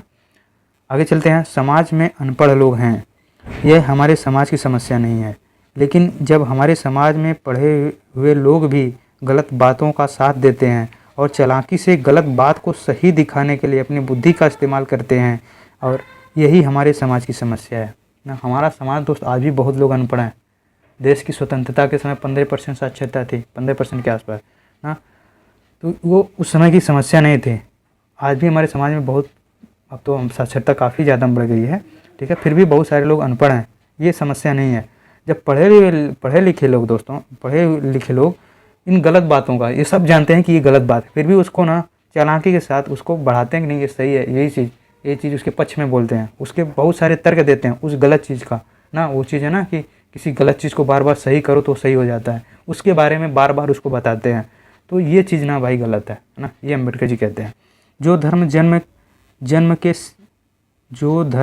जन्म से एक श्रेष्ठ और दूसरे को नीच बनाए रखे, वह धर्म नहीं गुलाम बनाए रखने का षड्यंत्र है। कितना अच्छा व्यू दिया है यार दोस्त, बहुत ही अच्छा व्यू है। क्या वो गुलाम नहीं बनाए थे ना, हमें बांट दिया हायरार्की में, लोगों को बांट दिया समाज को, और ये इन लोगों इतने लोगों को गुलाम बना दिया। ये कहाँ तक का सही था? यही काम तो अंग्रेजों ने किया था। आए थे बहुत कम संख्या में ना, लेकिन इतनी बड़ी भारत की आबादी को इन्होंने गुलाम बना के रखा। जानते हो इसका मेरा जहाँ तक लॉजिक है, तर्क है कि इतना बड़ा ना, इस तरह से इतने अंग्रेज आए थे और इसके नीचे भारतीय थे, लोग डिवाइड होकर बटे हुए थे, और देश की सुरक्षा के लिए सिर्फ ब्राह्मण क्या देश की सुरक्षा करते थे? क्षत्रिय ही सुरक्षा करते थे, और इन्होंने सुरक्षा किया भारत का। बहुत बेहतरीन एग्जाम्पल हमारे सामने है। राणा सांगा, महाराणा प्रताप और जो राजपूत शासक थे राजस्थान के और पूरे भारत में, बहुत ही अच्छा बलिदान दिया है देश की स्वतंत्रता के लिए। लड़ाई करने वाले ये थे, बाकी ये सब तो लड़ते ही नहीं थे। अगर ये सब भी लड़ना जानते हैं, अगर लड़ सकते हैं, तो ये दोनों मिलके इनको हरा सकते थे ना। लेकिन इन्होंने कभी वो स्थान ही इनको नहीं दिया। देश की स्वतंत्रता के बाद लोगों को समझ में आया, आज़ादी के समय इनको समझ में आया कि इनको भी शामिल किया जाना चाहिए, इनके साथ भी समान व्यवहार किया जाना चाहिए। धीरे धीरे विचार चेंज हुए ना, तो हम स्वतंत्रता आंदोलन में सफल हुए, ठीक है ना। और आज भी इन सब चीज़ों को कहीं ना कहीं ख़त्म करना है ना कि आप अपने आप को बहुत विशेष बताओ, किसी संप्रदाय को आप, किसी विशेष समुदाय को आप नीचे समझो, किसी धर्म के मानने वाले को लोगों को नीचे समझो। ये चीज़ें सही नहीं है, ये हमारे देश के लिए नुकसान है यार, ठीक है ना। तो हम आगे चलते हैं। अगला है दोस्त, मैं किसी समाज की प्रगति का आकलन वहाँ की महिलाओं की स्थिति से करता हूँ। बाबा साहब अम्बेडकर, बहुत ही अच्छी लाइन है दोस्त ना। देख लो यूरोप में, जापान में, यहाँ की महिलाएं यार काफ़ी ओपन माइंडेड हैं, सारी ना इक्वलिटी मिली हुई है, फ्रीडम मिला हुआ है। लेकिन अपने समाज में क्या है यार कि मतलब ना 30 से 35% महिलाओं को ही ये सब सारी चीज़ें मिली हुई है ना। अभी देख लो सिक्योरिटी के मामले में देश भर में बहुत सारे भेदभाव मिलते हैं। ये सब चीज़ें सही नहीं है। महिलाओं की स्थिति अगर अच्छी होगी तो हमारा समाज भी अच्छी होगा, ठीक है ना। आगे हम अगला जो कोट देखें, यदि हम आधुनिक विकसित भारत चाहते हैं तो सभी धर्मों को एक होना पड़ेगा। इसको हमने शुरू में भी देखा था, फिर भी देख लेते हैं। तो हम विकसित भारत चाहते हैं तो सारे धर्म एक होना पड़ेगा, सारे धर्मों को एक होना पड़ेगा और मिलजुल के सहयोग के साथ आगे बढ़ना होगा, ठीक है। गांधी जी का एक व्यू है, मैं उसे धार्मिक कहता हूँ जो दूसरों को दर्द को समझता है, वही धार्मिक है। धर्म तो यही यार बताता है ना, दूसरे के दुख दर्द को समझो, किसी को मतलब प्रताड़ित ना करो ना, यही तो धर्म सिखाता है ना, अच्छे कर्म करो ना। तो ये सब कई सारे व्यू हैं, ठीक है।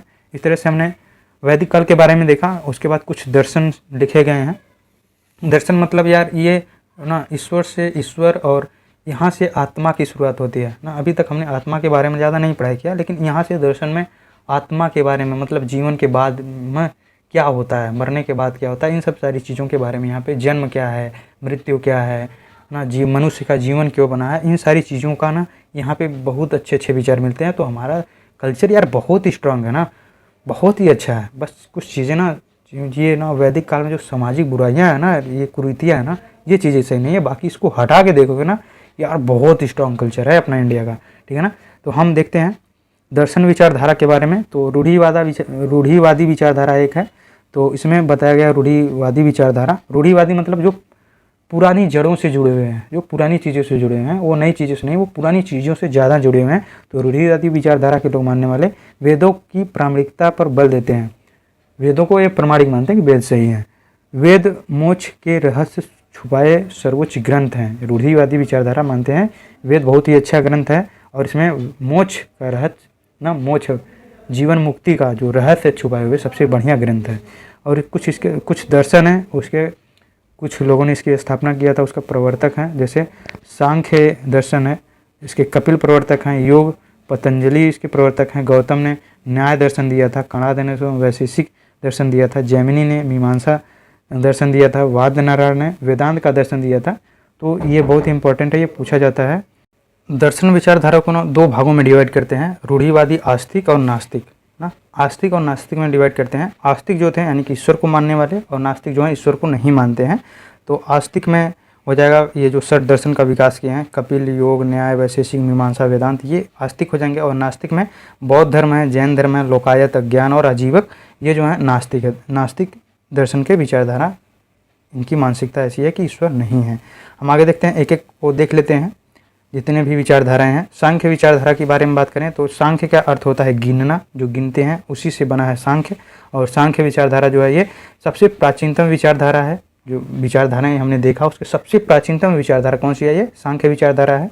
और इसका मानना है कि बाह्य प्रभाव नहीं बल्कि आत्मज्ञान ही मोक्ष की ओर ले जाता है ना, कि हमें बाहर से कोई नहीं बताएगा कि हमें मोक्ष कैसे मिलेगा, हमें अपना ज्ञान, अपने ज्ञान से मोक्ष की तरफ जाना है।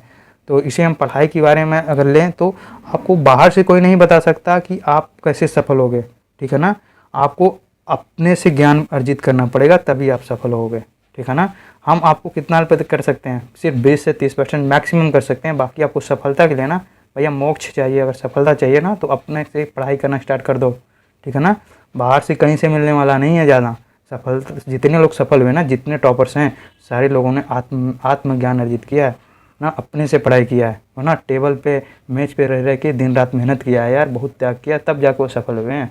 तो ये सब चीज़ें आपको भी सफल होना तो उनके तरीकों को, अपने रास्तों को, उनके रास्तों को अपनाना होगा, ठीक है ना। आगे देखें तो द्वैतवाद में विश्वास रखती है सांख्य विचारधारा। द्वैतवाद यानी कि आत्मा तथा पदार्थ को दो सत्ता मानती है।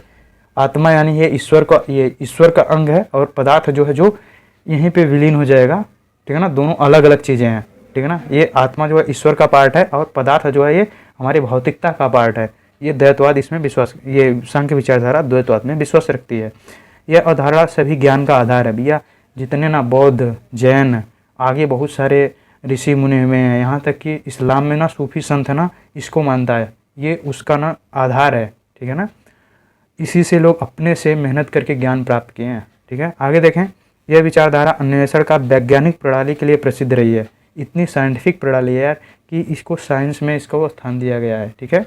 आगे देखो, बात करें योग विचारधारा की। योग पतंजलि ने योग विचारधारा को दिया था, तो इसको मैं करता हूँ, इसे सबको करना चाहिए यार। मैं तो करता हूँ, काफ़ी अच्छा रहता है, बहुत ही अच्छा लगता है यार। ये आप सबको भी करना चाहिए, हमारा कल्चर है यार, तो फॉलो करने में क्या जा रहा है। इतनी 3500 साल पुरानी चीज़ें हैं, आज इसका विस्तार बड़े पैमाने पर हो रहा है। हमारे मोदी जी ने 2014 से ही योग दिवस बनाया, 21 जून को मनाते हैं ना। तो ये सिर्फ भारत में नहीं, पूरे विश्व स्तर पे मनाया जाता है, इसको लोग करते हैं इसको, तो आपको भी करना चाहिए। सोचो इतनी पुरानी विचारधारा आज इतने बड़े पैमाने पे फैली हुई है, ठीक है। इसके बारे में देख लेते हैं। पतंजलि ने इसको दिया था, मानव शारीरिक प्रयोग तथा ध्यान का प्रयोग कर मुक्ति प्राप्त कर सकता है ना।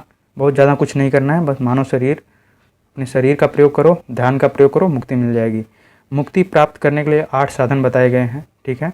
यम नियम, आसन, प्राणायाम, प्रत्याहार, धारणा, ध्यान, समाधि, ये 8 साधन बताए गए हैं, ठीक है। अब इसमें ये अहिंसा, सत्य, अस्तेय, परिग्रह, ब्रह्मचर्य के बारे में बताया गया है, ठीक है ना। हिंसा मत करो, सत्य बोलो, अस्तेय चोरी ना करो, अपरिग्रह जितनी ज़रूरत हो उतना ही धन संचय करो, ब्रह्मचर्य रहो, ठीक है ना। ये बारे में बताया गया। शौच मतलब अंदर से सफाई रखो, बाहर से भी साफ रखो, अपने मन, वचन, कर्म को भी अच्छा रखो। संतोष मतलब जितनी चीज़ें मिली हैं उतने में खुश रहो, संतुष्ट रहो, यही है। तप मतलब मेहनत करो, ठीक है ना। स्वाध्याय मतलब ग्रंथों की पढ़ाई करो।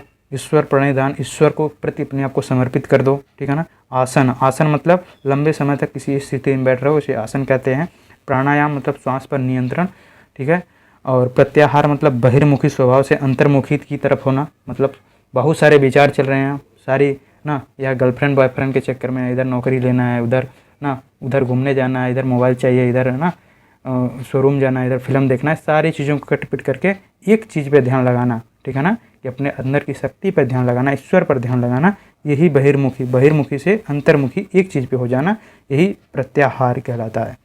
धारणा की बात करें तो मन को एक विषय पर लगाना, सारी चीज़ को चूज कर लिए, मतलब हमको एक चीज़ को चूज करना है, उसी पे पूरा कंसंट्रेट हो जाओ, ठीक है ना। एकाग्रता, भाई पढ़ाई करो ना, स्टूडेंट हो ना, कंसंट्रेशन बहुत ज़रूरी है। तो योग एक मात्र नहीं कह सकते, बहुत सारे साधन हैं, उसमें सबसे अच्छे साधनों में से योग साधन बहुत ही अच्छा है कंसंट्रेशन के लिए। मेडिटेशन जिसे कहते हैं ना, ये बहुत ही अच्छा है, कंसंट्रेशन तुम्हारा बहुत पीक पे पहुंचा देगा। ध्यान मतलब ध्यान का एक विषय पर एकाग्र हो जाना, ठीक है ना। सारे विषय को चूज के लिए एक पे ध्यान लगाओ, उस पर इतना विलीन हो जाओ ना दोस्त कि ध्येयता मतलब जो इंसान है ना, इंसान ध्येय जिस चीज़ पर ध्येय लगाया है ना, ये ध्यान जो प्रक्रिया है तीनों में एक जैसा हो जाए, ठीक है ना, ये तीनों समान हो जाए। समाधि क्या है? ध्यान की सबसे गहरी अवस्था है, एकदम सबसे गहरी अवस्था, चेतना शांत हो जाती है भैया। इतना जो मन इतना दौड़ता है ना, ये इधर उधर जगह जगह, ये एकदम सब खत्म हो जाता है। ये ध्यान सब चीज़ें खत्म होकर के एक हो जाती है।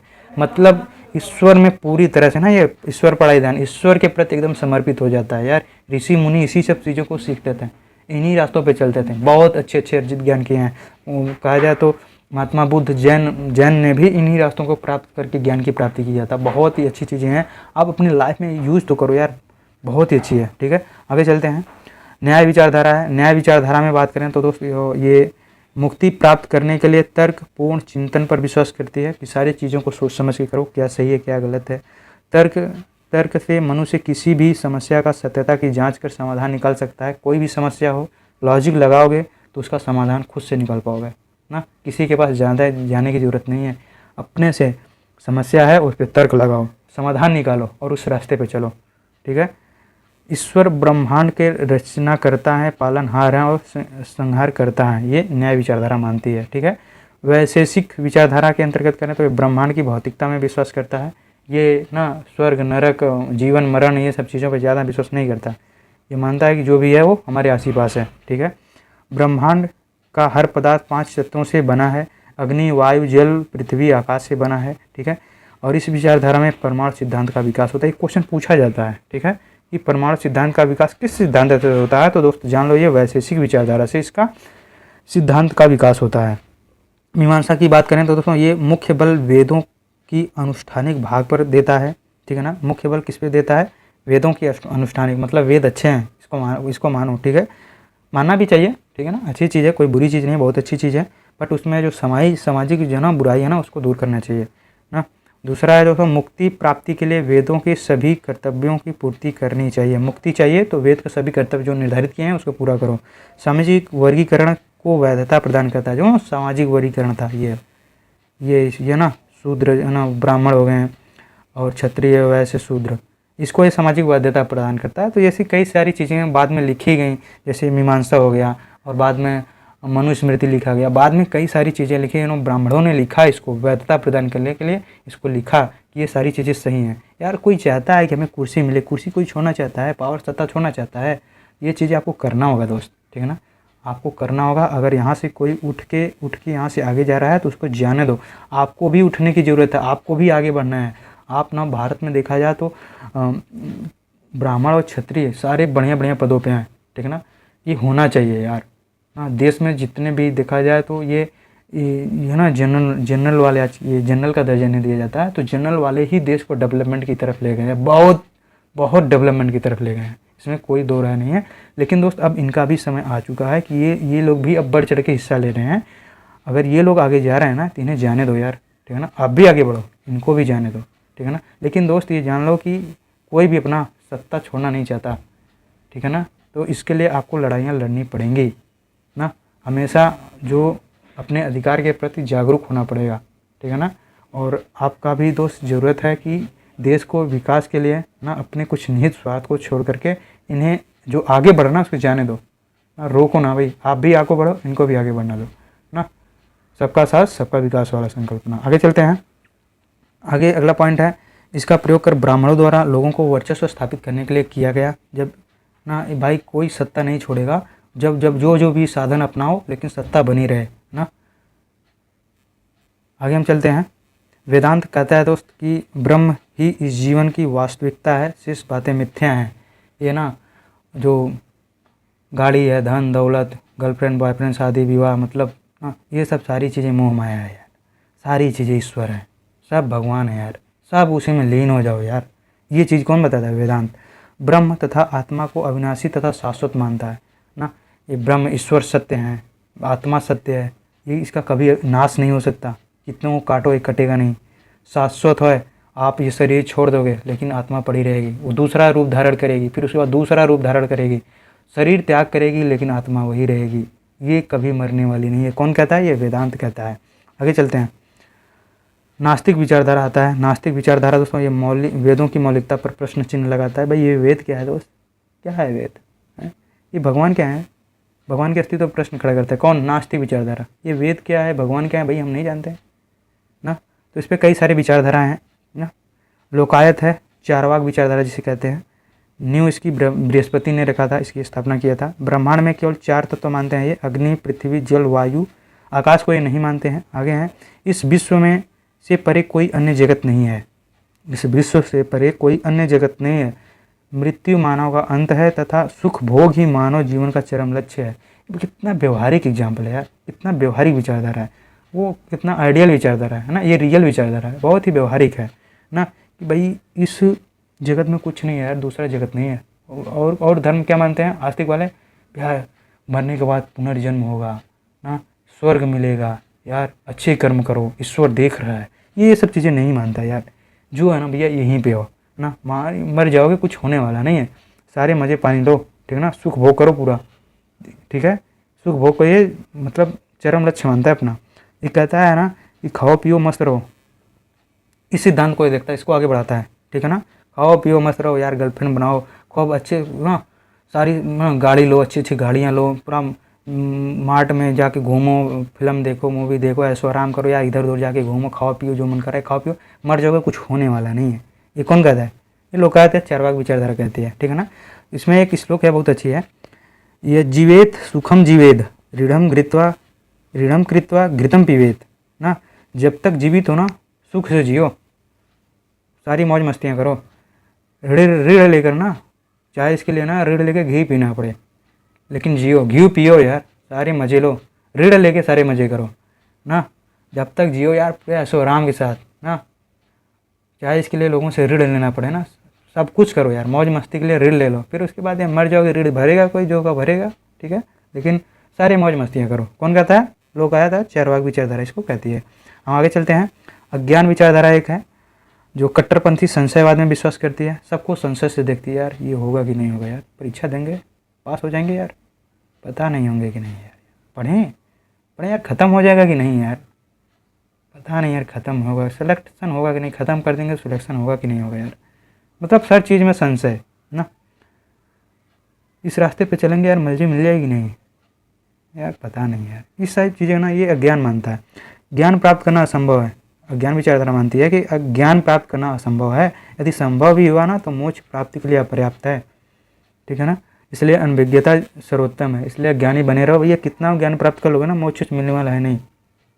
कुछ स्टूडेंट ऐसे होते हैं ना यार, पढ़ाई करने जाते हैं और पढ़ते भी हैं, पढ़ते नहीं कुछ हैं, लेकिन लोग घर वाले क्या जानते हैं, पढ़ने गए हैं ना, वो जानता है कि हम कितना पढ़ेंगे सफलता तो मिलेगी नहीं ना, सफलता मिलने वाली है नहीं ना, इतने पढ़ाई से सफलता नहीं मिलेगी, इसलिए यार मत पढ़ो यार, मस्त रहो, यहीं पे घूमे टहरो, सब मज़े करो, ठीक है ना, सिलेक्शन तो ऐसे नहीं मिलने वाला है। ये अज्ञानी मानते हैं, लेकिन जो ज्ञानी है यार ना, आशावादी होते हैं भाई, वो इस रास्ते पे जाते हैं ना, भाई हम पढ़ेंगे और सिलेक्शन मिलेगा, इस रास्ते पे जाएंगे जरूर मंजिल मिलेगा, उसको मालूम है ना, इसलिए वो लगातार मेहनत करता है और सफल होता है। ये ना हमारे सामने बहुत सफल लोग हुए हैं, टॉपर्स लोग हैं, बहुत सिलेक्टिव लोग हैं, आपके साथी है ना, आपके आपका साथी ना आपके साथ पढ़ के वो सिलेक्ट हो जाता है, क्योंकि वो सही जगह मेहनत करता है। आप ये सबसे अज्ञानी बने रहो, वो ज्ञानी बन रहा है और सिलेक्शन ले रहा है, आपको तय करना है किस विचारधारा पे चलना है। अगला है आजीविका विचारधारा, इसकी स्थापना मखलीपुत्र घोषाल ने किया था 6वीं शताब्दी ईसा पूर्व में। बौद्ध और जैन के विपरीत कर्म के सिद्धांत पर विश्वास नहीं करता है ना, बौद्ध जन्म क्या करते हैं, कर्म पे विश्वास करते हैं, कर्म के सिद्धांत को मानते हैं कि जैसा कर्म करोगे वैसा पुनर्जन्म होगा, लेकिन ये इसमें विश्वास नहीं करता। आत्मा के भौतिक स्वरूप को मानता है। हमारे हिंदू धर्म क्या है, हिंदू धर्म में हम मानते हैं कि भैया आत्मा भौतिक नहीं है, ईश्वर है, ईश्वर का पार्ट है, लेकिन ये नहीं मानता, ये ईश्वर नहीं है, जो भी भैया आत्मा यहीं जिएगी यहीं ख़त्म हो जाएगी, शरीर के साथ जिएगी शरीर के साथ मर जाएगी, ये शाश्वत वसत नहीं है, ये इस चीज़ को मानती है। वेदों की सत्ता को नकारती है, ठीक है ना, हमेशा से यार जब से वेद लिखे गए ना, इसमें कर्म कांड को लेकर के, इसका सामाजिक वर्गीकरण को लेकर के इस पर हमेशा प्रश्न चिन्ह लगे हैं, इसका विरोध हुआ है, क्योंकि ये चीज़ें अगर कोई भी यार थोड़ा बहुत पढ़ा लिखा है ना, वो थोड़ा समझदार है ना, इस चीज़ को गलत मानेगा ही मानेगा।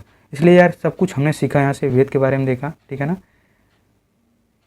हमने क्या क्या पढ़ा पूरे वीडियो में यार, वैदिक काल के बारे में हमने पढ़ा, इसका काल विभाजन देखा, विकास देखा, विशेषता के बारे में देखा यहाँ पे, और ऋग वैदिक काल और उत्तर वैदिक काल के जो सामाजिक ना उसके बारे में देखा, सामाजिक वर्गीकरण के बारे में देखा, और फिर उसके बाद दर्शन विचारधारा को हमने देखा, ठीक है ना। तो इतनी सारी चीज़ों को सीखने के बाद ना दोस्त, एक चीज़ हम कंक्लूड करेंगे इस चीज़ से। महात्मा गौतम बुद्ध का एक विचार है, मुझे बहुत ही अच्छा लगता है। मैं एक हॉस्पिटल में गया था, वहाँ एक तरफ भारत का प्रस्तावना लिखा था, एक तरफ इनकी बात लिखी गई थी। ये देख सकते हैं, महात्मा बुद्ध लोगों को संदेश दे रहे हैं। बहुत ही अच्छी लाइन लगी। इसी के साथ मैं वीडियो का अंत करूँगा। किसी बात को सिर्फ इसलिए मत मानो कि ऐसा सदियों से होता आया है, परंपरा है या सुनने में आई है ना। कोई ऐसी चीज़ है ना जो सदियों से चली आ रही है, चुपचाप मत मान लो उसको, ठीक है ना। ये कहते हैं कौन? महात्मा बुद्ध। इसलिए मत मानो कि ये धर्मशास्त्र ग्रंथ में लिखा हुआ है। आँख मूंद के इसलिए मत मानो कि किसी धर्मशास्त्र में लिखा है, धर्म ग्रंथ में लिखा हुआ है, या ज़्यादातर लोग इसको मानते हैं ना। सारी भीड़ मान रही है, इसलिए मत उस भीड़ में पहुंच जाओ, ठीक है ना। ये कौन कहते हैं? महात्मा बुद्ध कहते हैं किसी धर्मगुरु, आचार्य, साधु, संत, ज्योतिषी की बात को आँख मूंद कर मत मान लेना ना।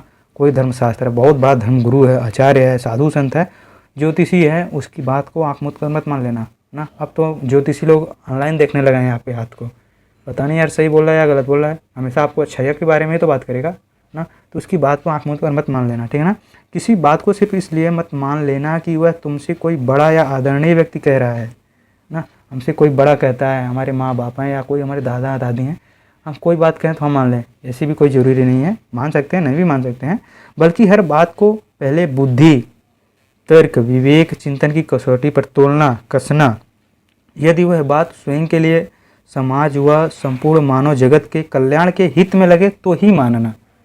कब मानना? अपने पहले तर्क पे लगाओ, विवेक लगाओ, अपना चिंतन लगाओ, जो अपना ज्ञान है ना भाई, अंदर ज्ञान का खजाना है ना, उस पर पहले उसको तौलो, कसो, फिर देखो क्या ये हमारे समाज के लिए, मेरे लिए ना, स्वयं के लिए, समाज के लिए, संपूर्ण मानव जगत के कल्याण में है, तभी शुष्क मानो। बहुत अच्छी लाइन है दोस्त, ठीक है ना।